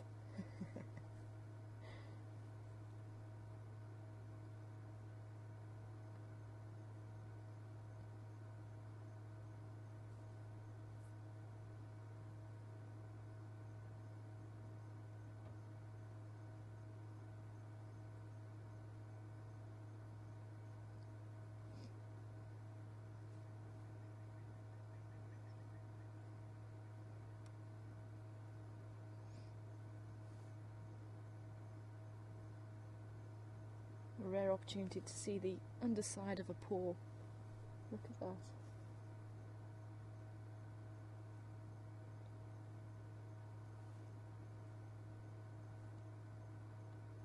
You can see quite nicely the 3 lobes in the back pad and the 4 toes. And those soft paws. So as they move through the bush, they make very little sound. Very important when hunting.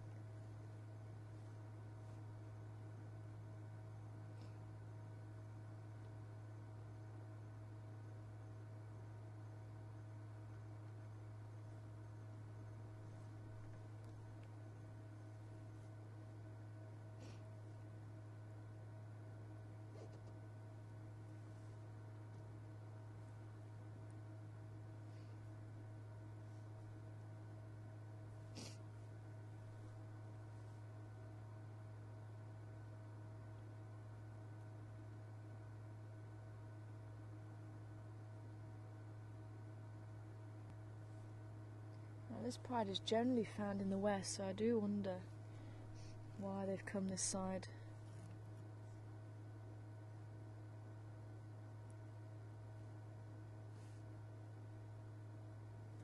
But from what I hear, that we used to see them fairly regularly years gone by on Wild Earth.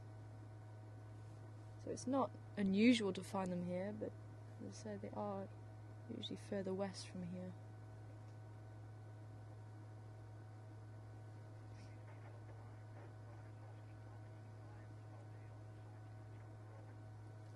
Hi, Robin. Wanting to know how many lions are here. There's 5 lionesses here.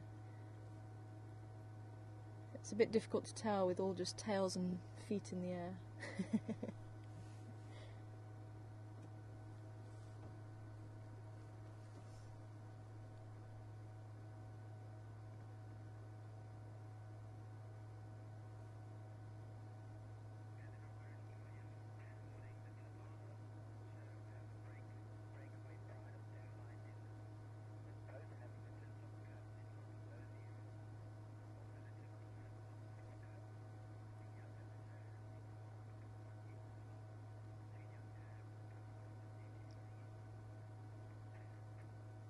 Oh, thanks, Pam.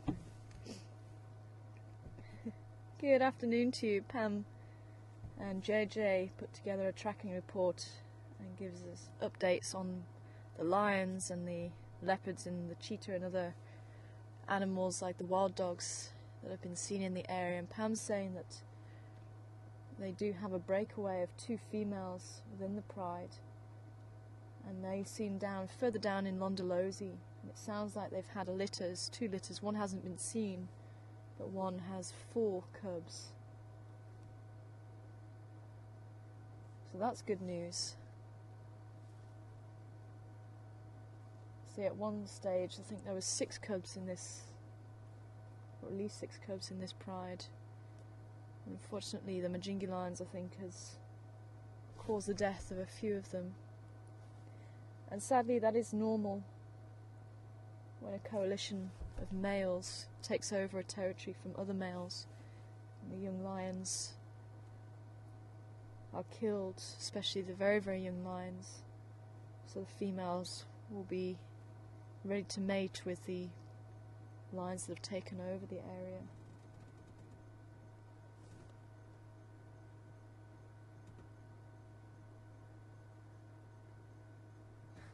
She's watching. There was a couple of francolin that just flew into a tree just behind us. She's watching that movement there.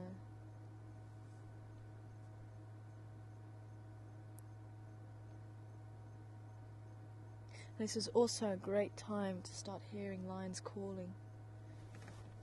I'd love to hear these ladies call.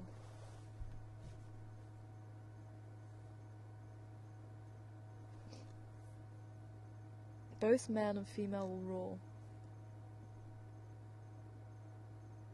And it really is probably one of the best sounds you'll ever hear in Africa, and it just vibrates through you.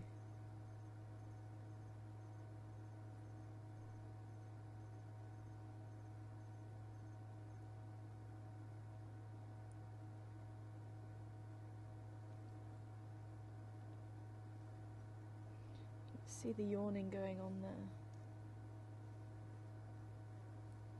That tends to mean that they're possibly going to start moving, increasing the oxygen into their body.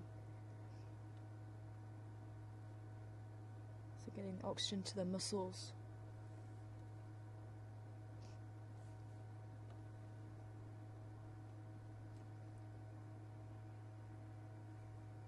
It's a very nice temperature now for them.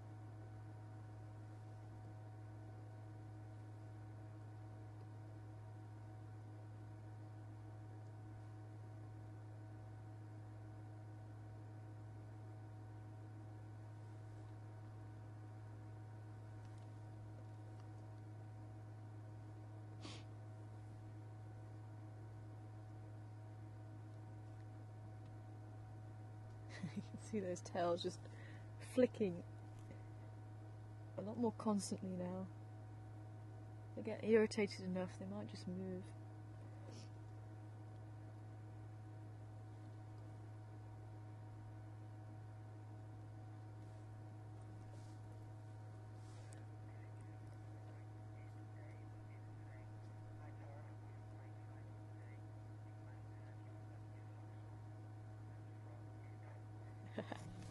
Hi Ed, good to hear from you. And some of you know I have some favourite socks. I'll have to bring them on drive again. And I usually call them my lucky socks because when I'm wearing them I usually have very good sightings. And funnily enough, today I haven't got them. Sorry Ed. But I will wear them again. And actually, the last time I wore them was when we had Karula and the cubs for about 2.5 hours playing around the vehicle. Very special sighting. But I shall definitely show them on drive next time I'm wearing them. And yes, they do have a tiger on them. Tigger.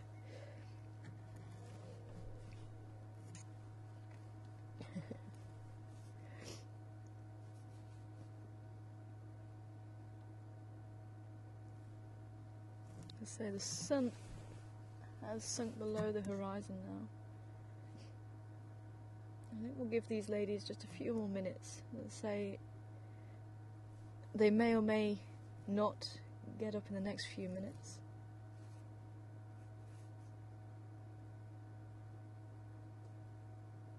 With all the fidgeting that's going on, I'm hoping it's going to be fairly soon they're going to get up.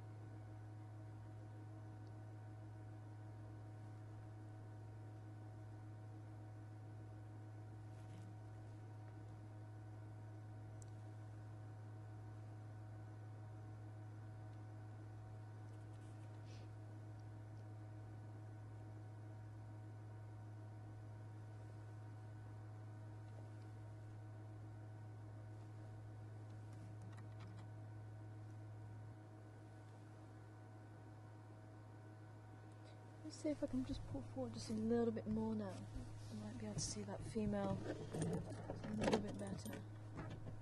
Hopefully I won't disturb them too much.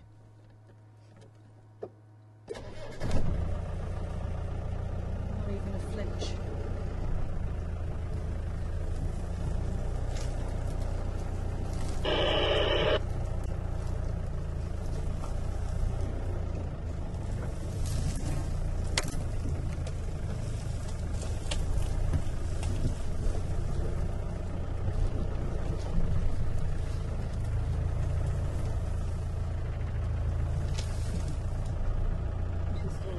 Grass there.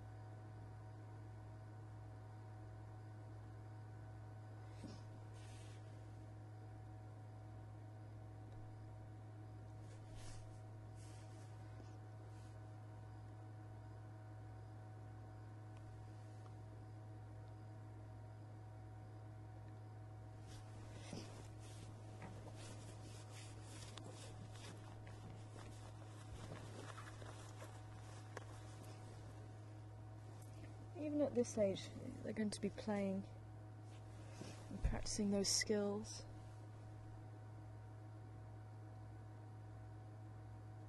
That they will need for hunting.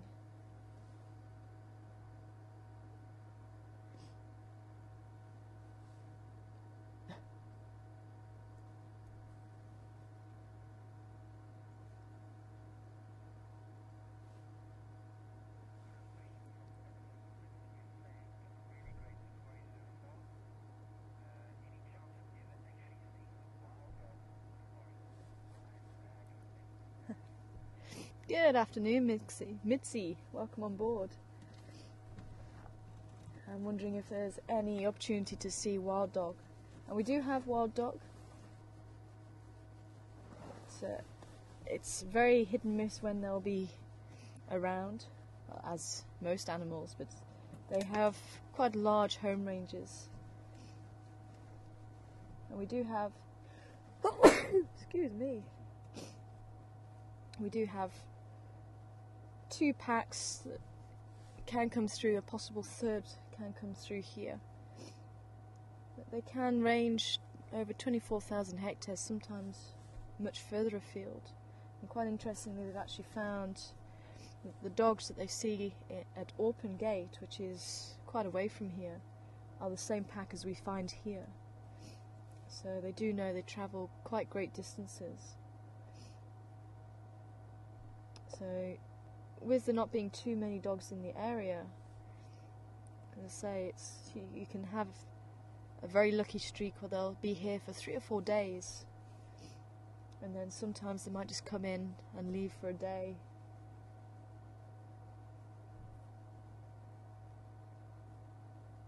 But there is always a possibility, and that's why we're just quite keen to spend a bit of time with the lions, because we don't know when we're going to be seeing them next. And as I say, anything can happen. Could be that something walks by, maybe a leopard walks by, maybe even a pack of wild dogs comes by. It could be that they get up and start playing. It looks like there is possibly the start of some play going on there. But that's the beauty of being live. We actually don't know what's going to happen. But certainly to spend time with some of the animals that you don't often see. As I say, this pride, I think, has been here for the last week or so. But it is a pride that we don't often see here. It's great to actually spend a bit of time with them and actually get to know them a little bit.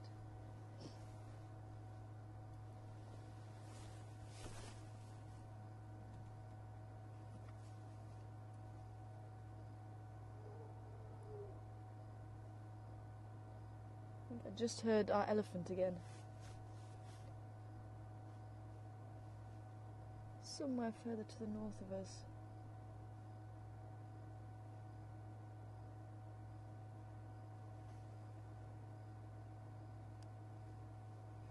Yeah, elephant's been calling. And I did actually speak to Mark about that elephant, and it is possible it's the same one that he found a few months ago, where the herd were not willing to leave him out in the open area, the quarantine area. So it was quite interesting. The matriarch of the herd kept walking away, or the herd tried to walk away, and the matriarch was calling them back each time because the youngster couldn't keep up too well. And we do wonder if it's the same individual from then. But I didn't have a very good look at his leg this morning.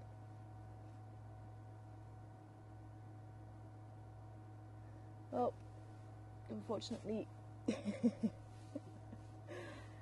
like these girls are going back to sleep. So I think maybe let's leave them to it and see if we can. Let's take a drive up around the top and come down on Vubu Road. Let me see if we can't catch up with that elephant again. But we're not going to go out of our way too much to try and find it.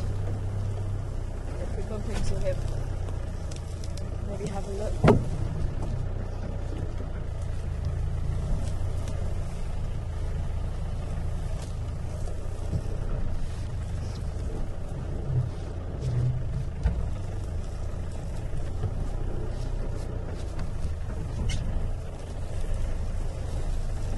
see if we can head back, catch up with Nduna. So, these lions may or may not be here in the morning.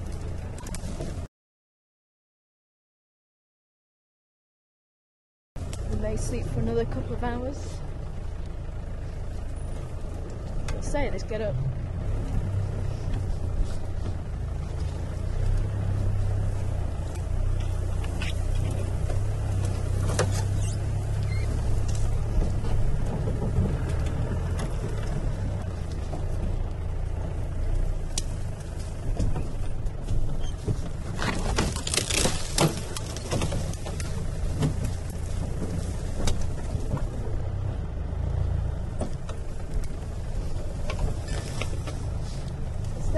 Leaving the Ngala Lock still Leopards, just to the eastern side of Aubrey's Road, open lock.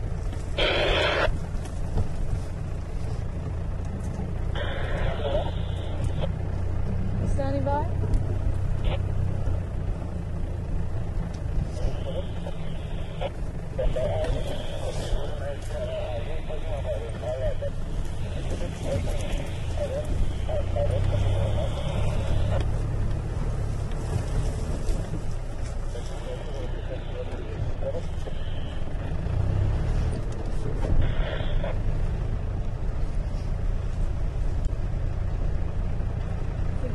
Stage where we can use the spotlight too.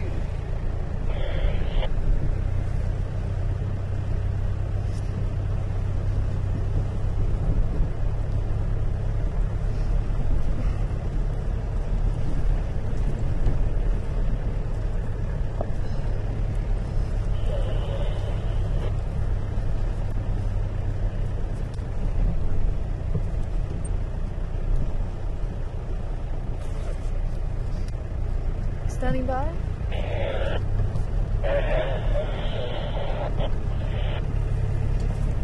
You're breaking up quite badly, but I can just about copy you.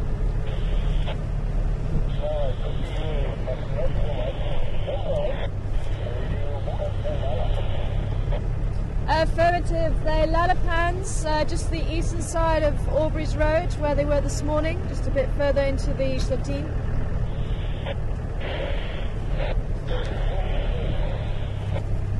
Aubrey's Road.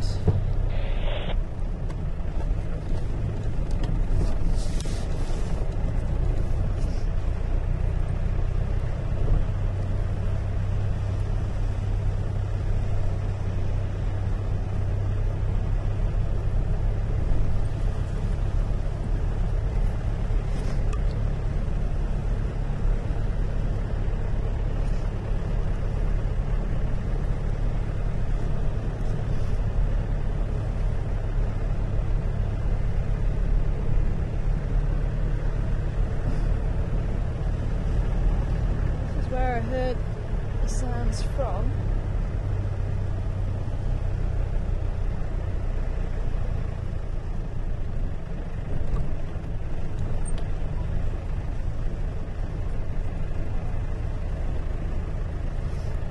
and Alan, if you're watching, this is where we have the honey badger tracks. And speaking of honey badgers, roadblock.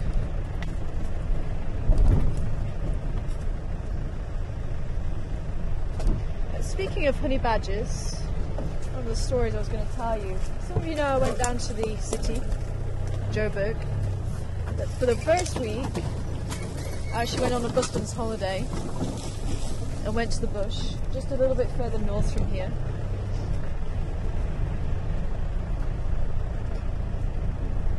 Just outside of Hoedspruit actually. I went on a few game drives up there. And we actually had a lot of luck. We saw a couple of elephants chasing giraffes at a dam. For some reason the elephant got it into his head and didn't want the giraffes there. Chased them away. We saw quite a big herd of buffalo there with lots of calves. Apparently there's a little white calf there, but I haven't seen it. Quite interesting.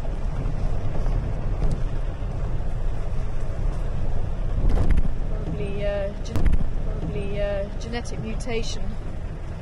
just like with white lions and white tigers.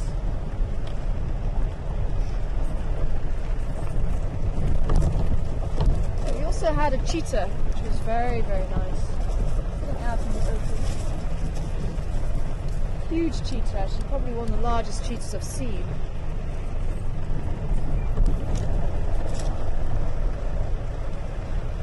Looking at us,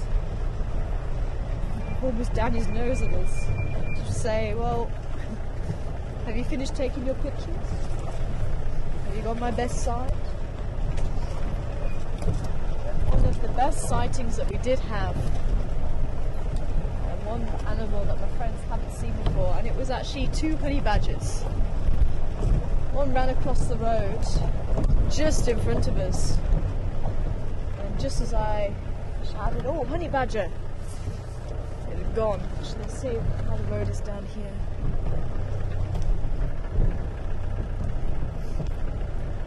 My friend was very disappointed because she hadn't seen honey badger before, and we drove up to where it ran off into the bush and we couldn't see it, so we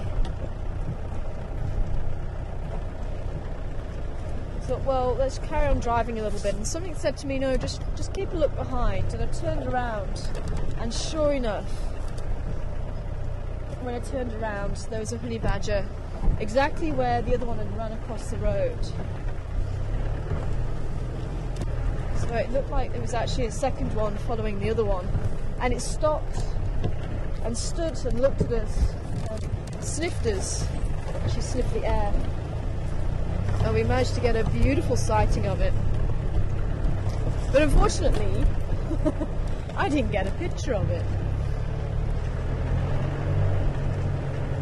I wasn't too sure how long it was going to stay, and had I probably dug around trying to get my camera out, probably would have ran off.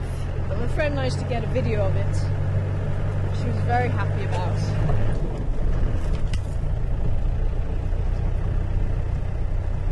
An animal you don't often get a chance to see, and they've been going to the bush many, many, many years.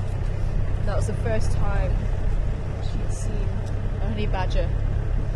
Quite often these little animals are very rarely seen, but very special when you do see them. So as we're going into dusk and into the night, there is a chance of seeing these animals.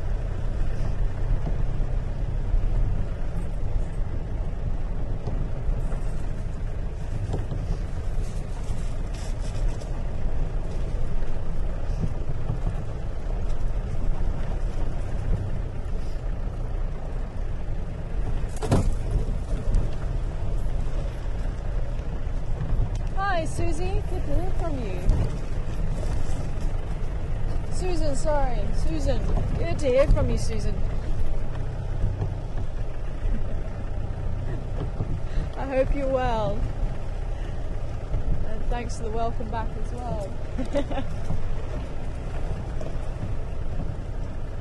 Wanting to know about the TB in the buffalo, and if lions eat the TB buffalo, will they get TB? And unfortunately it does transmit to the lions. And unfortunately in Kruger, TB got passed onto the buffalo from domestic cattle in the 1960s around the northeastern part of Kruger. And unfortunately it has spread into the herds of buffalo here in Kruger. That's why TB-free buffalo, you do get some breeding herds where they're checked regularly for being clean against foot and mouth and TB and things like that. But unfortunately, the Sabi Sands and the Kruger are no longer a TB-free area.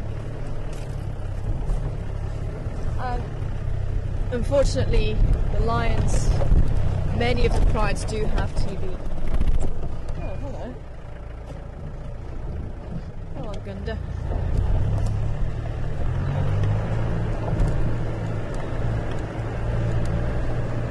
Which is very, very sad.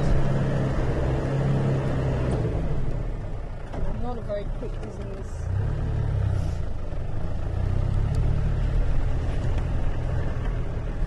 In that regard, quite a drawn out one.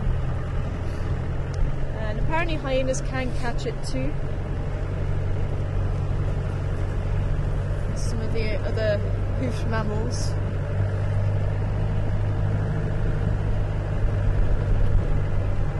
And I do know that sand parks, they're actually trying to work out the best way to tackle the problem.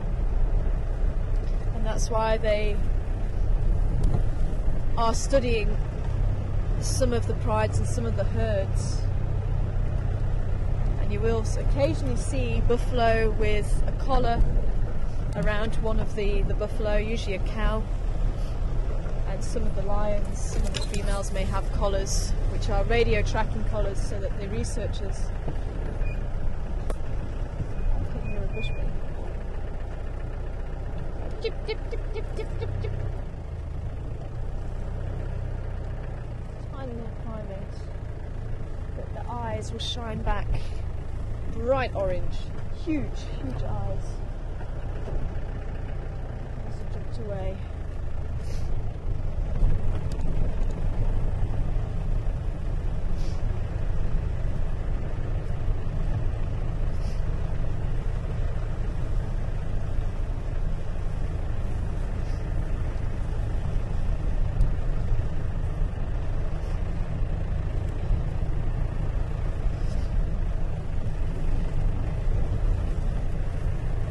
Good afternoon to you, Liv. Welcome on board. This afternoon to you too. Wanting to know, do we have cheetah here in the Sabi Sands? And we do. And again, just like the wild dog, they roam over quite large areas, but the cheetah actually prefer much more open plains than what we have here. So the cheetah may pass through here to get to the open plains. Sometimes they will stick around. There are a couple of open areas that they do hunt in. But it is possible to see cheetah here. I think cheetah was actually seen close to the Kruger boundary today. Now we're not too far away. I actually drove up to the Kruger boundary the other day. I went through to one of the lodges that are on the boundary there. So it's actually not too far. I think it's about 7 k's from here. That way. So not too far away, but unfortunately far enough that we're not able to go and see the cheetah. But it's always useful just keeping a track of where they are. So there's a coalition of 4 males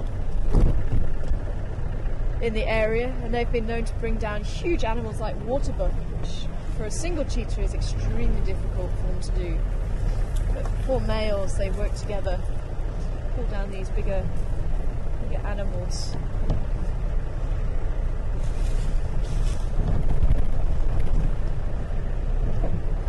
There's also a female who we think may have had another cub. Her daughter left recently. I think I just saw the eyes of a bush baby up ahead. Get the camera ready. Let's see if we can sneak up on it as much as we can.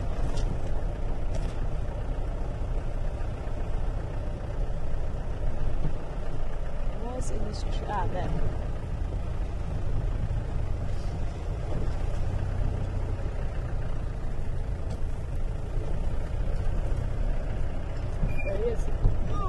Jumped.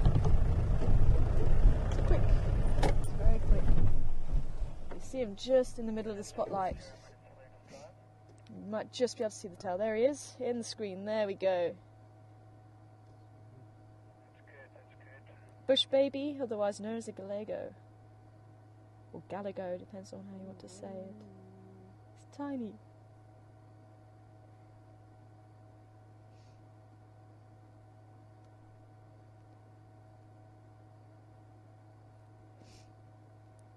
There's a bush baby because of the cries. Sound like a baby actually calling.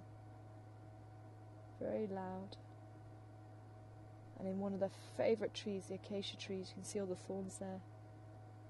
And it's probably making a groove in the bark so that the sap runs out. and that's very sweet for them. One of their favourite foods.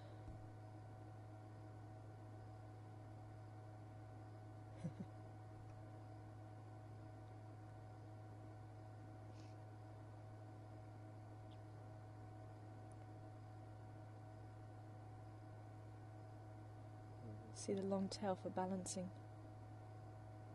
The big ears, they also eat insects too. So it'll make a groove in the bark and move away. Go make another groove in another tree. And then after a few minutes come back and the sap would have run out. Yeah.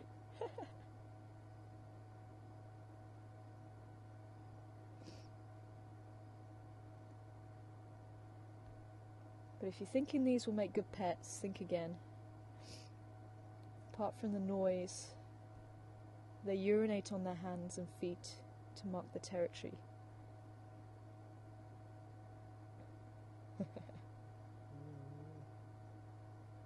There he is. Cool. Pretty good jumpers, hey? Ooh. Where you going, little guy? He's still there, he's still just behind that tree now. He's climbing to the top, there he goes. On top. Yep, there he is. In the middle of your spotlight. Yep, there he is.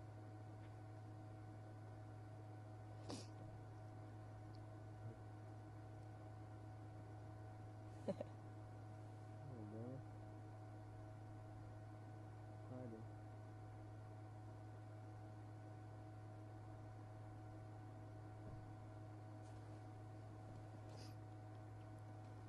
Gone. There he is. Oh, is he still there? There he is, yeah. Wow.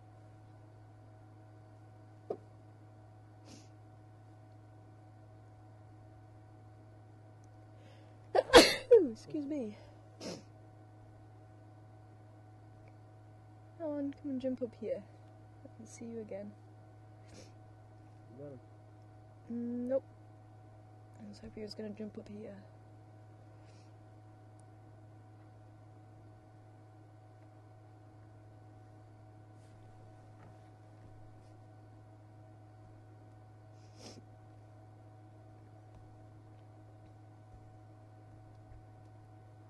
No.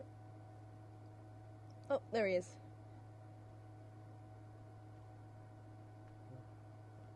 There you go, making the groove in the tree there, look. Using his teeth, chisel-like teeth.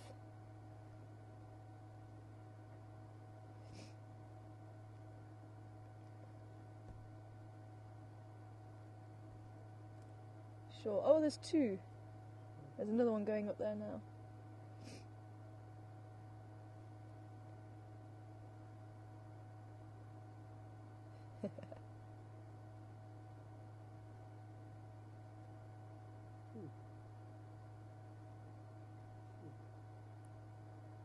Going back to the same spot. Oh. Yeah, just on the top there. There we go.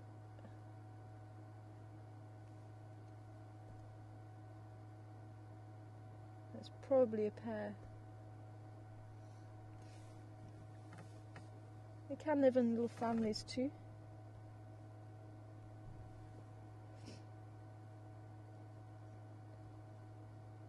Yeah, they've gone, I think, further back now. But very nice sighting. They don't often stick around that long. It's obviously one of their favourite trees. We'll have to remember this tree. It's obviously the territory of these two.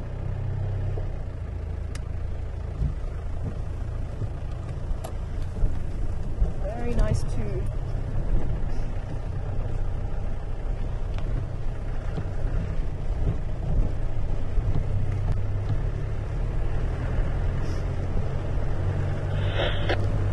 Is there any station still with the Ingwe?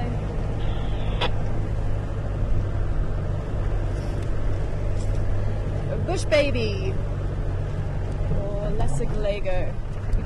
There is a large bush baby, thick-tailed bush baby, much larger than that one.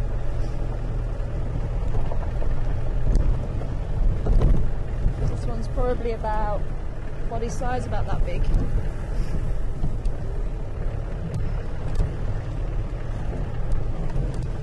Tiny little primates, primitive primates. Closely related to the tarsiers from Indonesia, also tiny little primates. And the lemurs from Madagascar.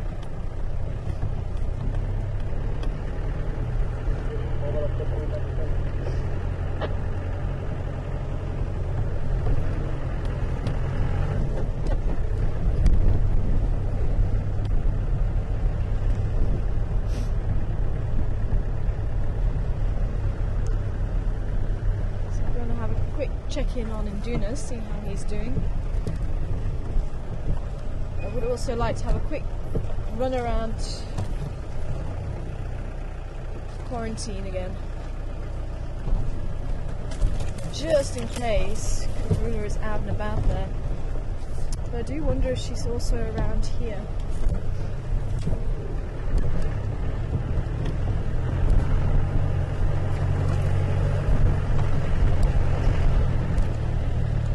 Maybe she's gone to the drainage line. There's a couple of possibilities. We're actually around the back of Gowrie Dam now. If anybody's watching the channel, you should be able to see our spotlight. Oh, there's a hippo just here.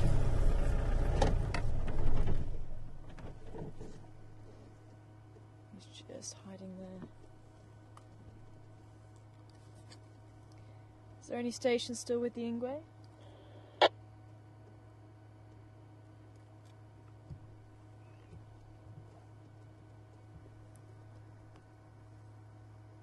After is anything picked up? There's the hippo just there. There are no changes.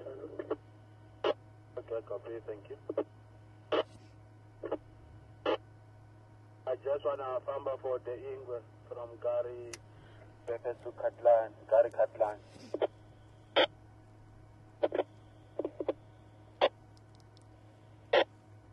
I'm also interested in going back to the Ingwe. I'm just at Gowrie Dam at the moment. It looks like there's one station there, but I'm not too sure if there's another.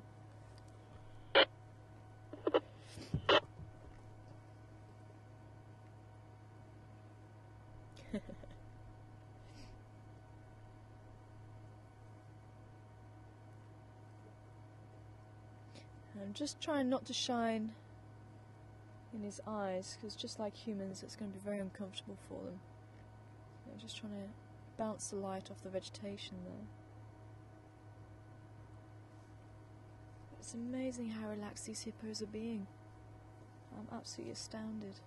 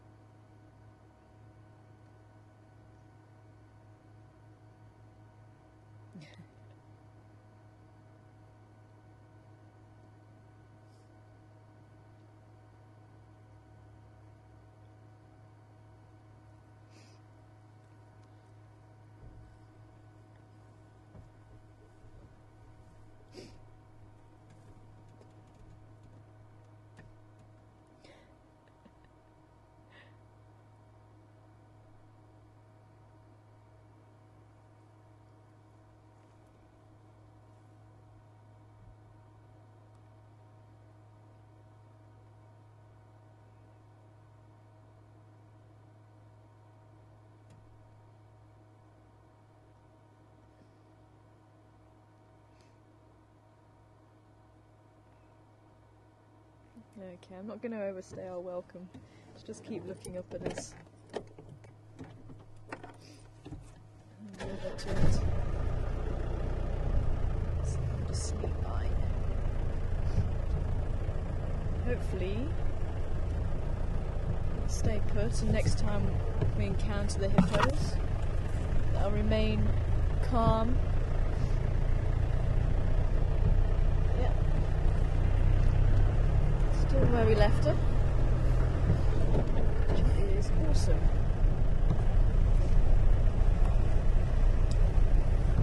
Which station with the Ingwe? Good copy, thank you.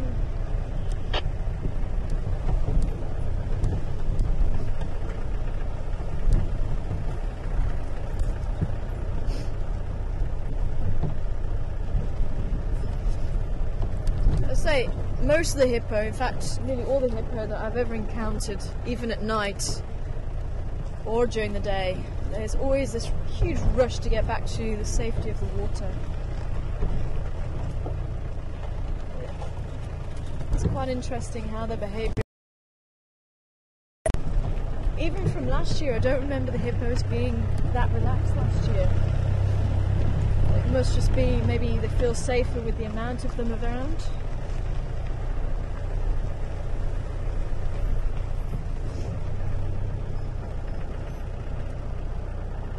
We are going to have to go into the range now. I can't see from here now.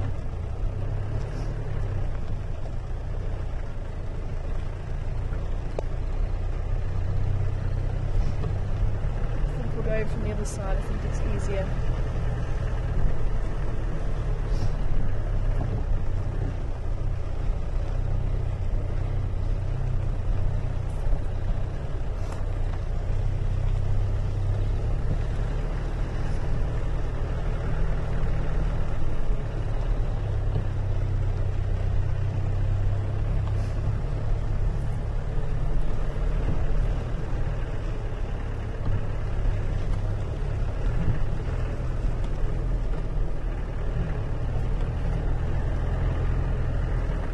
Would have gone to bed already, so we shall have to try and catch up with them again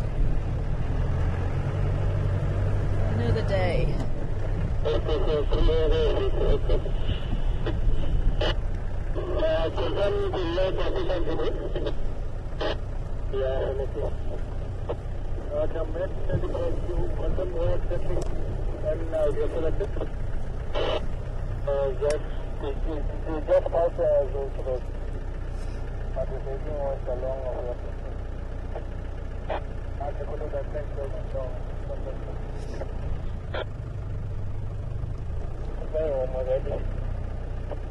Let's see, apparently something's moving down Voitella access.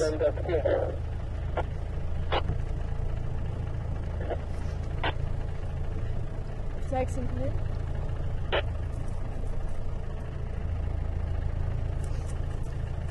Texan, come in.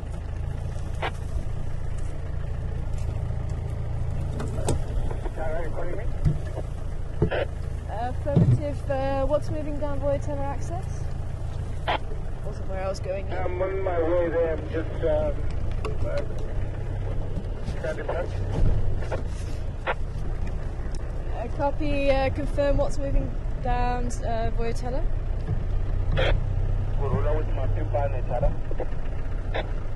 Okay, copy.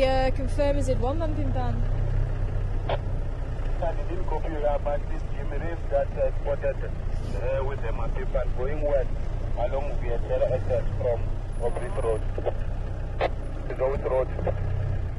Copy. Is it just the two stations responding? Only one. Copy that. Okay. Yeah, can I join as well? I'm here by the telephone. There is no one there, only Jimmy Reef, one of our drivers. Okay, coming now. Okay, I'm right now. Just approaching the place. Okay. Sounds like Karula has been seen. Standing by. My best way to do now is where I am now. I'm sure there's a better spot a bit further back. I was just trying to look for it, but I think that's where most of the movers have been going in. Yeah, copy. I can move things up for that. Copy.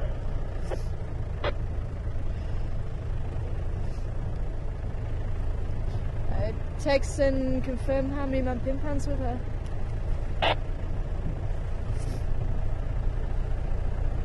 Both 2 mapping points are there apparently. Copy that, thanks. Okay, let's see if we can go and catch up with her quickly. I do want to head back to see how Induna's doing. But it sounds like both of the cubs are there, just to put everybody out of the misery. Wondering what happened to that young female. Thanks very much.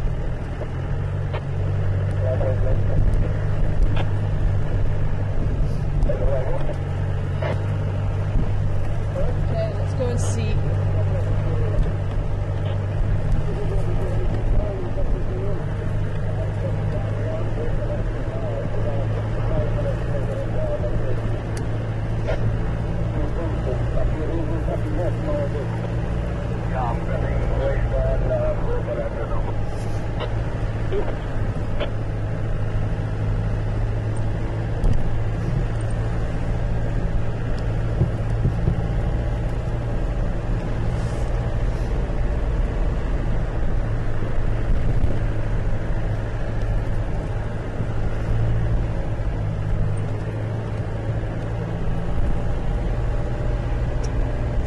She must have been around here somewhere then today.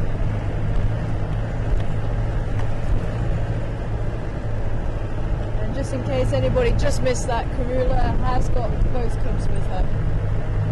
So I'm sure there's a lot of relief people out there with that piece of information. Let's see if we can go and have a quick check-in with her.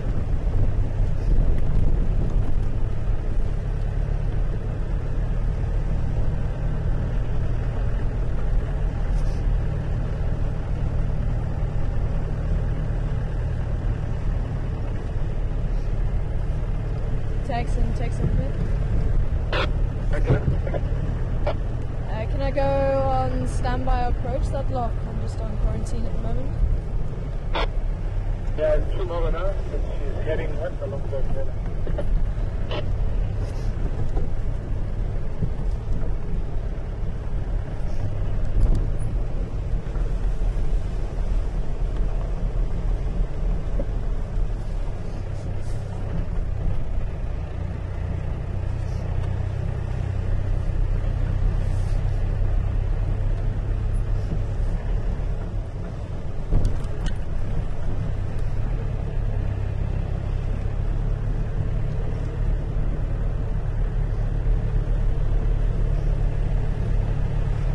The cubs getting pretty large now. It's safe to view them after dark. You remember when we were, well, when they were a little bit younger, with them being so small, it wasn't really safe for us to view them after dark. But we won't stay too long if we are able to see her. So we'll have a quick check in on her and see how they're doing. Hopefully still head back to Induna and see how he's doing.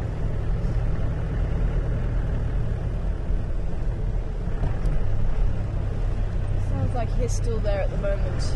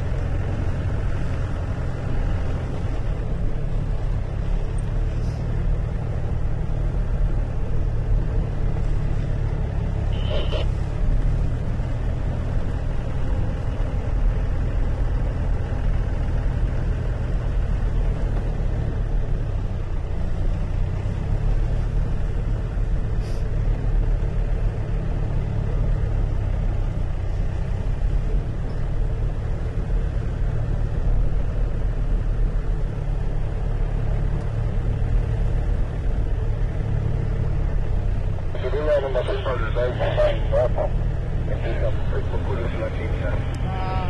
see if we can stick with them.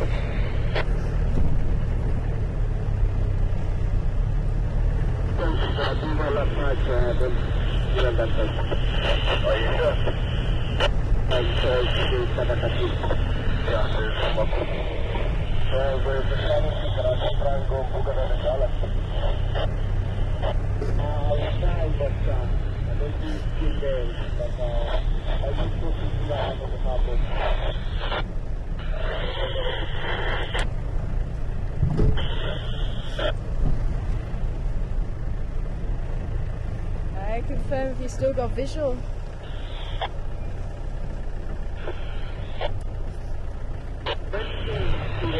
From where we are.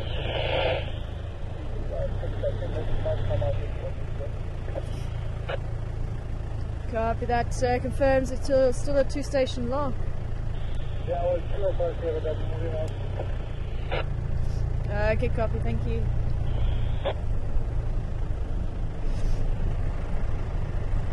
Okay, apparently just missed her. She's just moved off into the bush. But she may just go in and come out again. So let's, while we're here, we might as well just head up. But otherwise,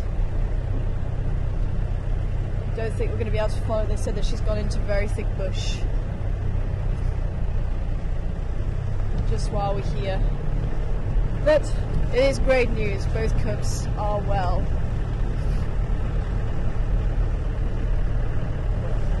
And with her. And this is what we were saying, and especially at this age now, that they're pretty large. I mean, they're probably about half the size of Karula now. And they're becoming quite good at climbing now. They're going to be able to be climbing big marula trees to get out of harm's way. And I really do think that that little female just hightailed it out of there, got herself out of harm's way, just in case Mafufenyan did try and go for her down at Treehouse Dam.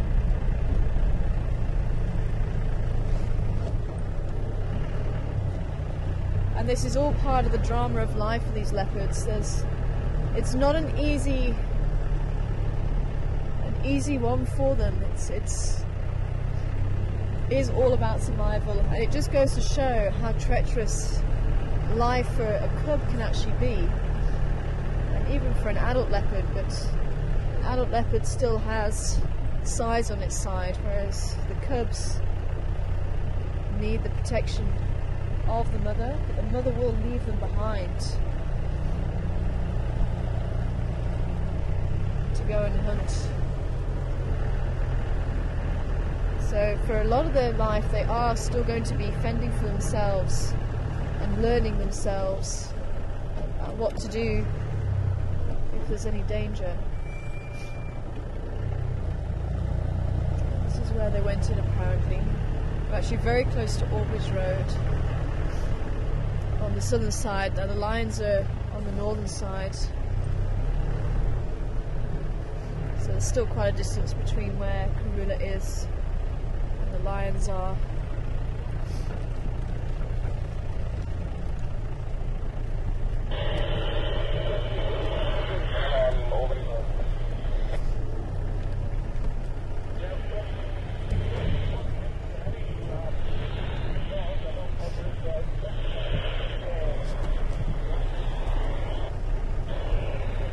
If we don't have any luck with her, we'll go back to where Nduna is. I say worth a try. It sounded like she was just walking down Voyatella access.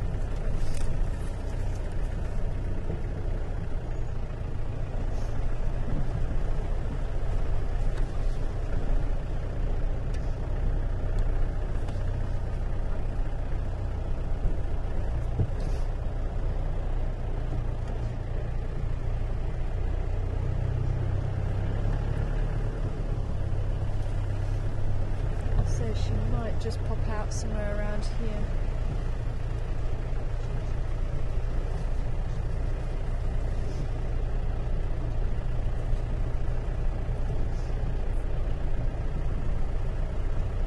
I'm not going to go too far up.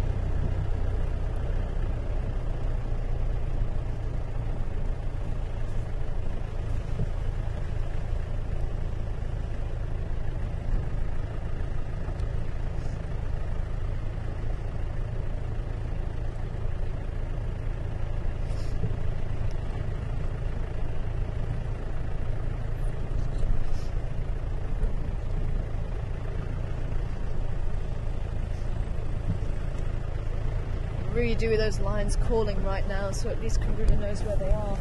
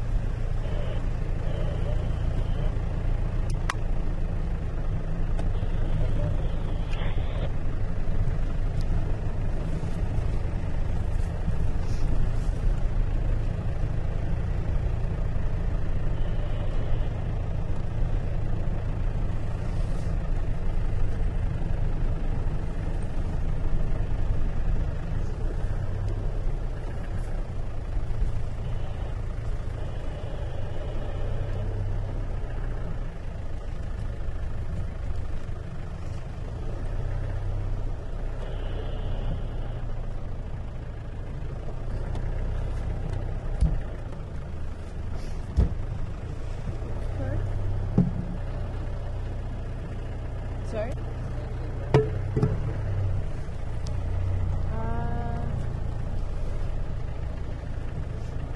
think it was just letting these go. Hello! How you doing? How's it? How you doing? Yeah, good, thanks. Oh, is it? Oh, they're just here. Oh, okay. Did they go down the road? Oh, okay. Thank you. Yeah, definitely. Well, we were just having a look around here. Thank you.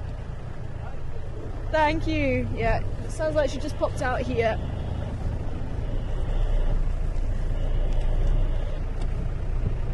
Said they were just by his vehicle.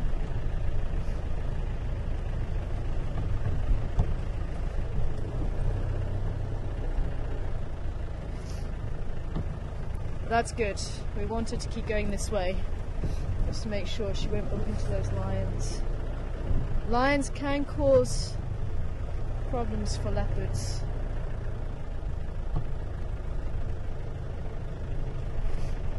Being so much larger, they can and do kill leopards.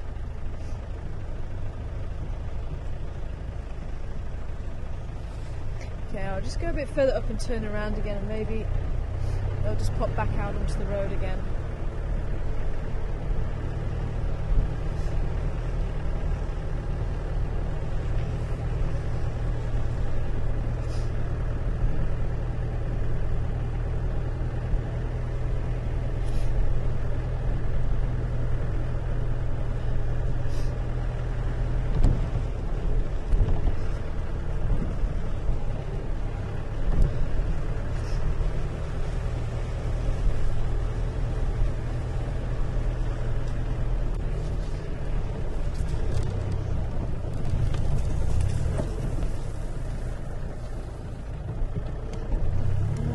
One last drive by, but if she's not interested, then we'll just keep heading back.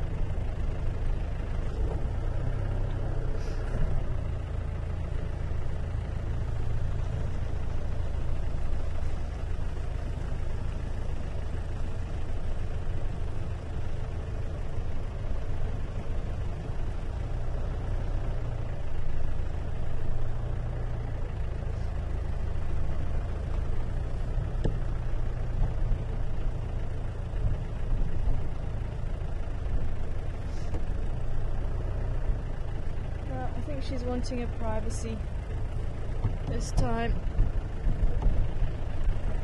If she's not too fussed, then she generally continue to walk down the road.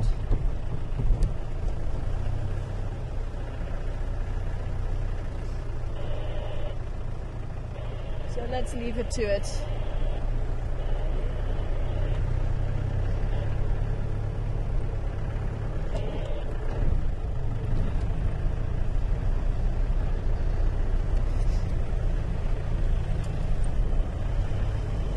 Hi, Tiger Man, good to hear from you. Wanting to know why is it like that lions and leopards and predators like that tend to hunt more at night than during the day. And it really does depend on the situation. As we saw today, leopards can still hunt during the day, but generally under the cover of darkness they can get just a little bit closer to their prey, and cats especially really need to get close to their prey. You need to decrease that gap as much as possible for the possibility of the chance that that hunt is going to be successful. So that the closer the gap, or the smaller the gap, the more likely that hunt is going to be successful. Now, cheetah still have to get within around 30 meters of their prey to be able to hunt successfully, but they use a different strategy. The cheetah use the speed, whereas the leopard and the lion are stalk and ambush kind of hunters, so they have a different hunting technique. So that's why they generally find it easier to hunt at night. But as I say, not always. They are capable of hunting during the day. But animals, and especially prey, have very keen eyesight as well as keen sense of smell and hearing. So that it's a sense that's added during the day. So obviously at night they're not going to be able to see as well. So it kind of takes away one of those senses, which also gives the predators that edge, maybe not being seen.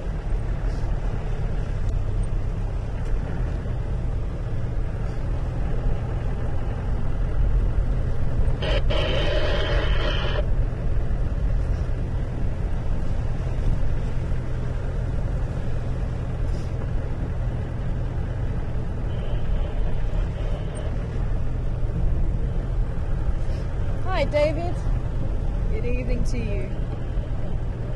Wanting to know why do I call an area quarantine?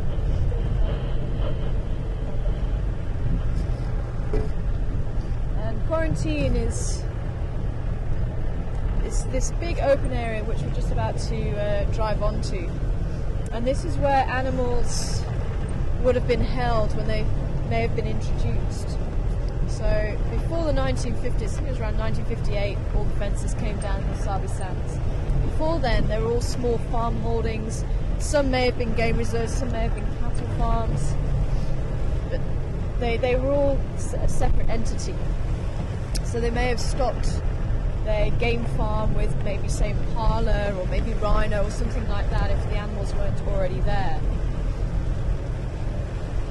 So if animals are moved into an area, they'll be tranquilized and they will be put into a holding area, a boma, that's fenced, and the animal will then be brought round with the reversing drugs, and they're given time to actually get over the transportation of the drugs that they would have been given in safety. If there is other animals that could do them harm, like lions, if the animal has a problem from the transport, then it just gives them time to get over that.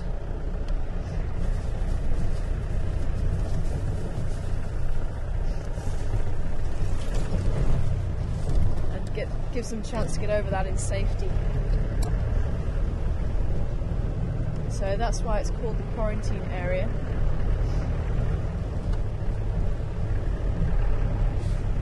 We'll often refer to it as the open area too. It's one of the few open areas, and we have found cheetah on here before. There used to be a female that used to hunt here, and apparently she found herself wrapped around a stump of a tree, and I think that put her off hunting here after that.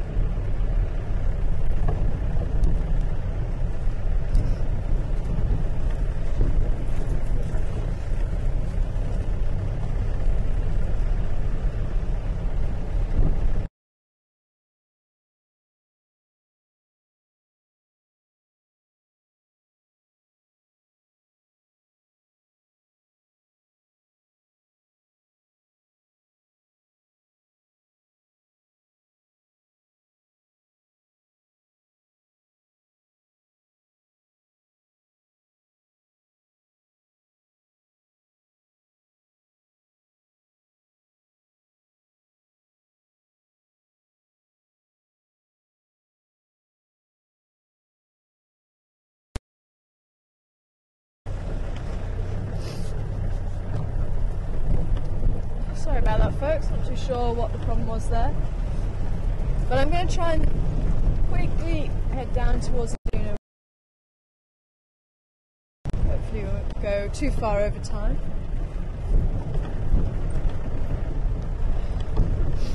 Let's have a quick sneak in here. Just see if he's still eating. We'll see if we can go in here. Not too sure how good this way in is. It seems like everyone's been using it, so let's see how we go.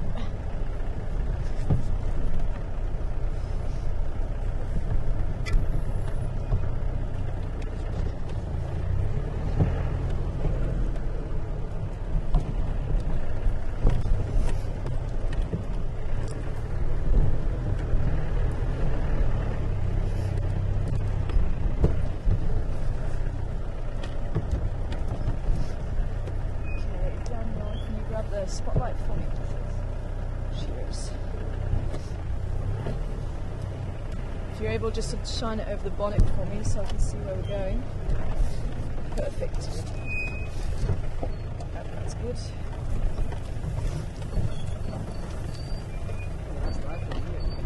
Sorry? Yeah.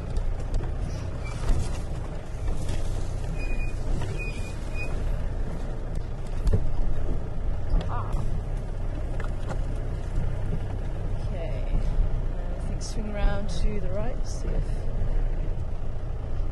he is around here.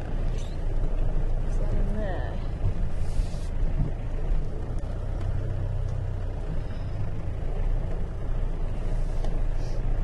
Cool. Thank you very much. I think I did see his eye around here. Yeah, there he is. Yeah, he is there. Oh, there's hyenas. Hyenas did get to it, so he's back here. Oh dear, Induna.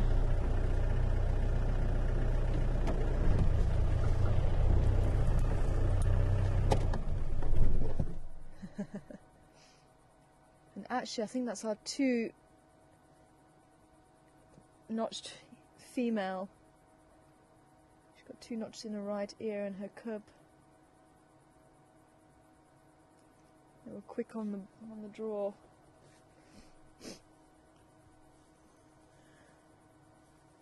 Making very short work.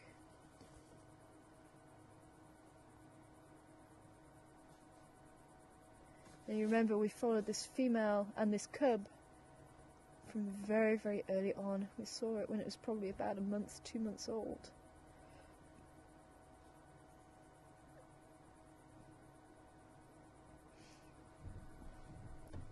thinking that was a bit odd. He was a little bit far back.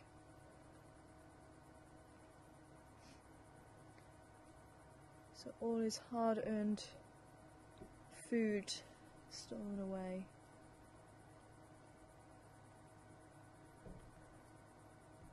And a hyena is no match for a leopard, and especially a young leopard.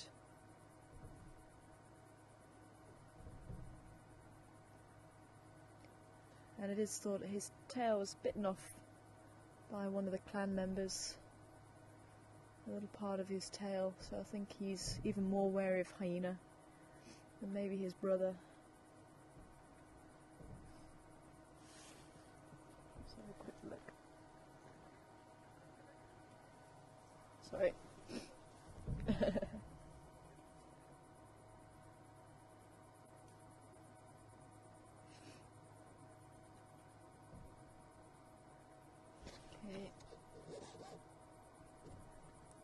Let's just see if he is still there. I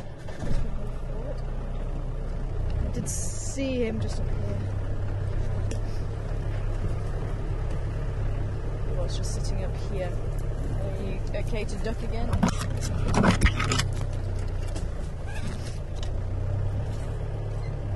think he's actually left now.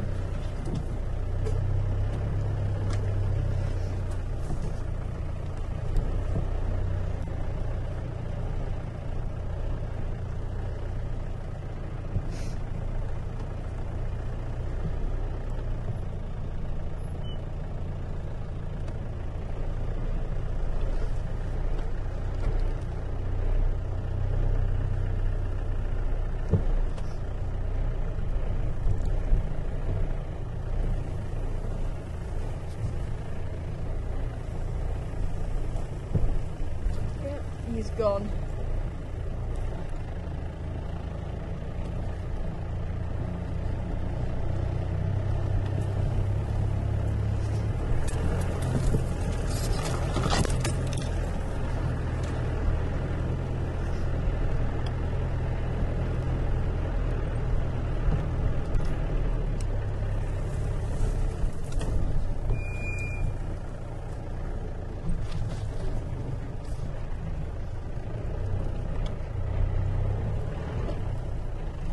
Well, at least he was able to eat a little bit.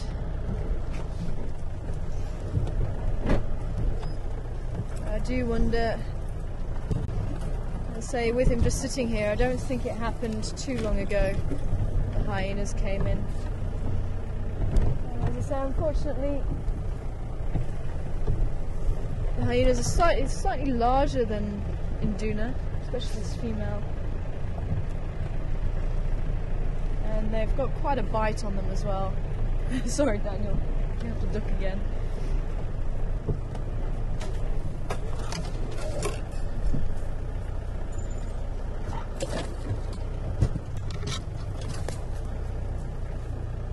Alright,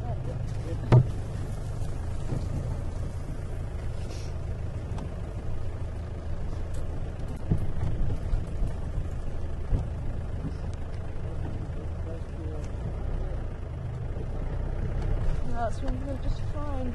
See if we can just get a little bit closer to what they're doing. There's a tree behind you there. Over there.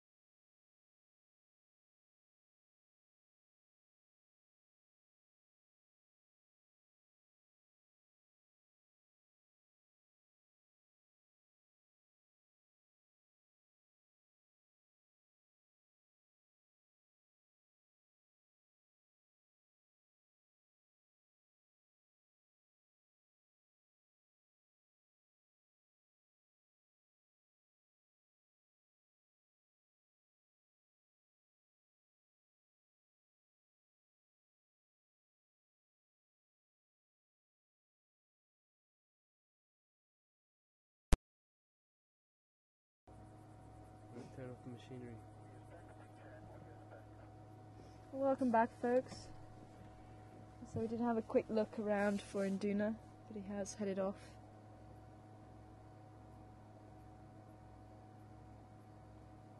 What's quite interesting is this female had 2 cubs, and I wonder why she's only got the 1 cub with her. And unfortunately, just like leopards and lions, it's just as treacherous in the hyena world too. But we have seen the cubs up until they're about 6 or 7 months old. So this cub's probably about a good 10 months old now. Still quite fluffy.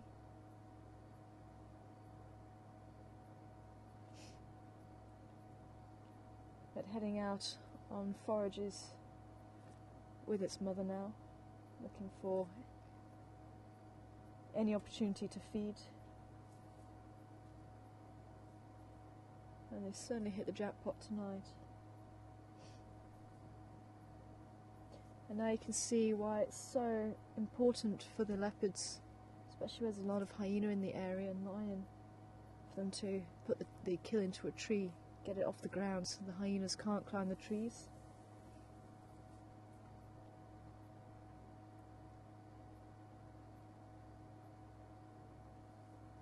Lions probably wouldn't bother either, unless they're very hungry.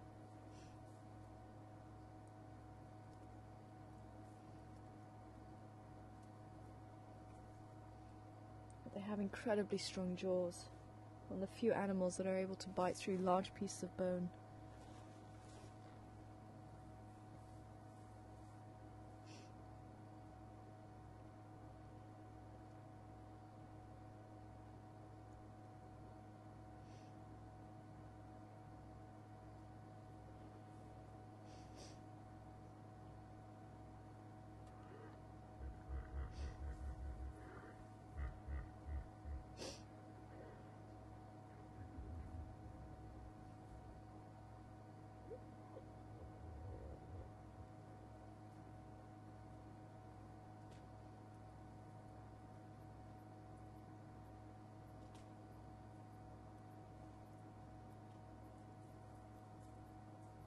And it is such a shame when you think about the carnivores. They do have to kill to survive and eat,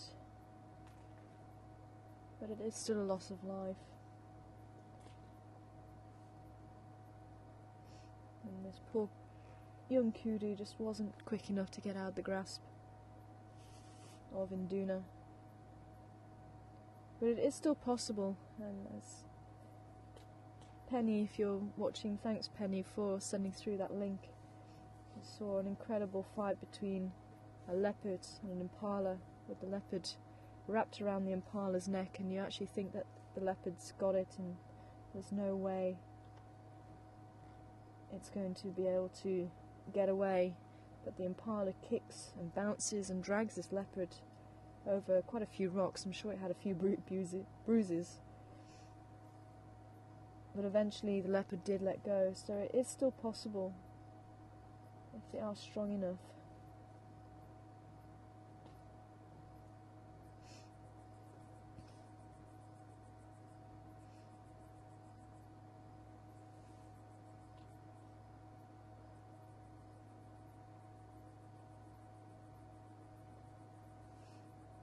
And again, just like Induna was using the cheek teeth, so too is the hyena, if you watch carefully, especially the adult there.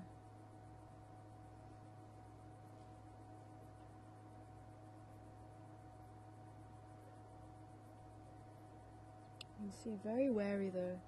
Now we think this is a very low ranking female within the clan, and I think she's keeping a lookout, because if there's any other clan members around and they come in, they're going to chase her off. And I think that's why she's just keeping a very good lookout.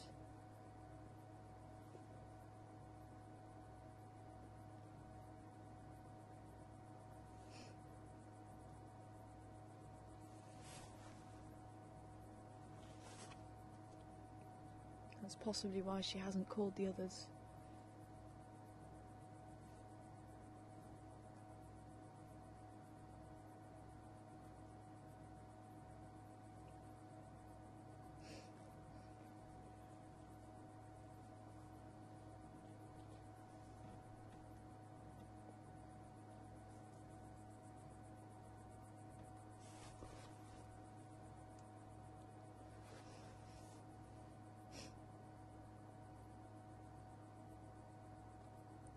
And Duna might even come back and see if there's anything left later on tonight or tomorrow morning.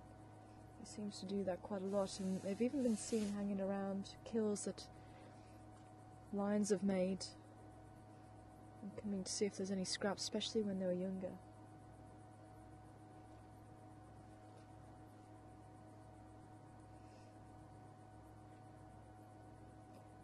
I'm glad we're able to catch up with this lady and see how she's doing.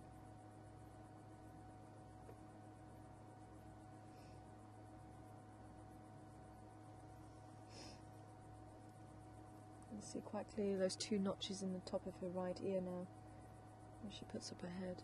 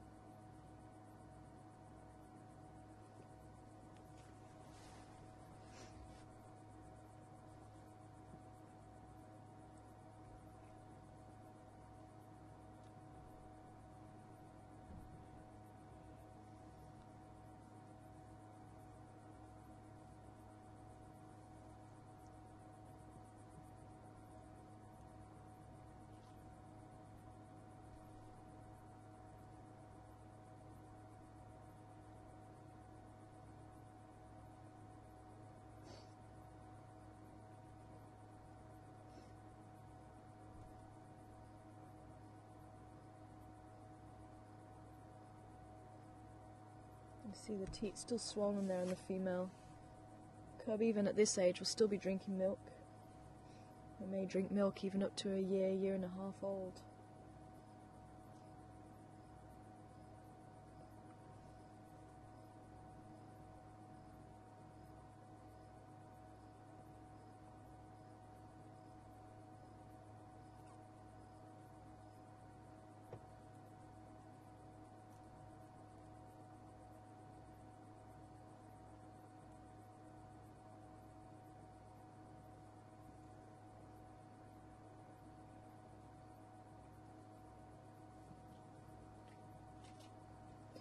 Well, hopefully Nduna's learned a valuable lesson. Unfortunately, this has happened to him before. It could just be that kudu was just far too heavy for him to get into a tree, so he was trying to eat as much of it before sundown.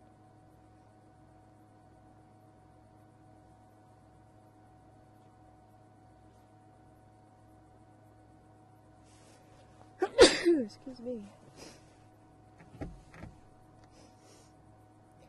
I think we're going to have to leave these two to it, leave them in peace and quiet.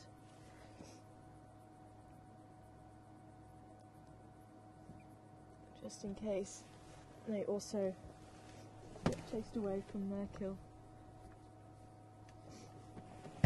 But thank you very much for joining us here in Wild Earth. It's been a wonderful day today, and I hope you've enjoyed it. And as I say, great news about Karula and the cubs. Both cubs with Karula, so a great end to the day knowing that they are both safe. And hopefully tomorrow morning you might be lucky enough to see them again on Drive with Mark tomorrow morning at 6:30 Central Africa time. Do join us then.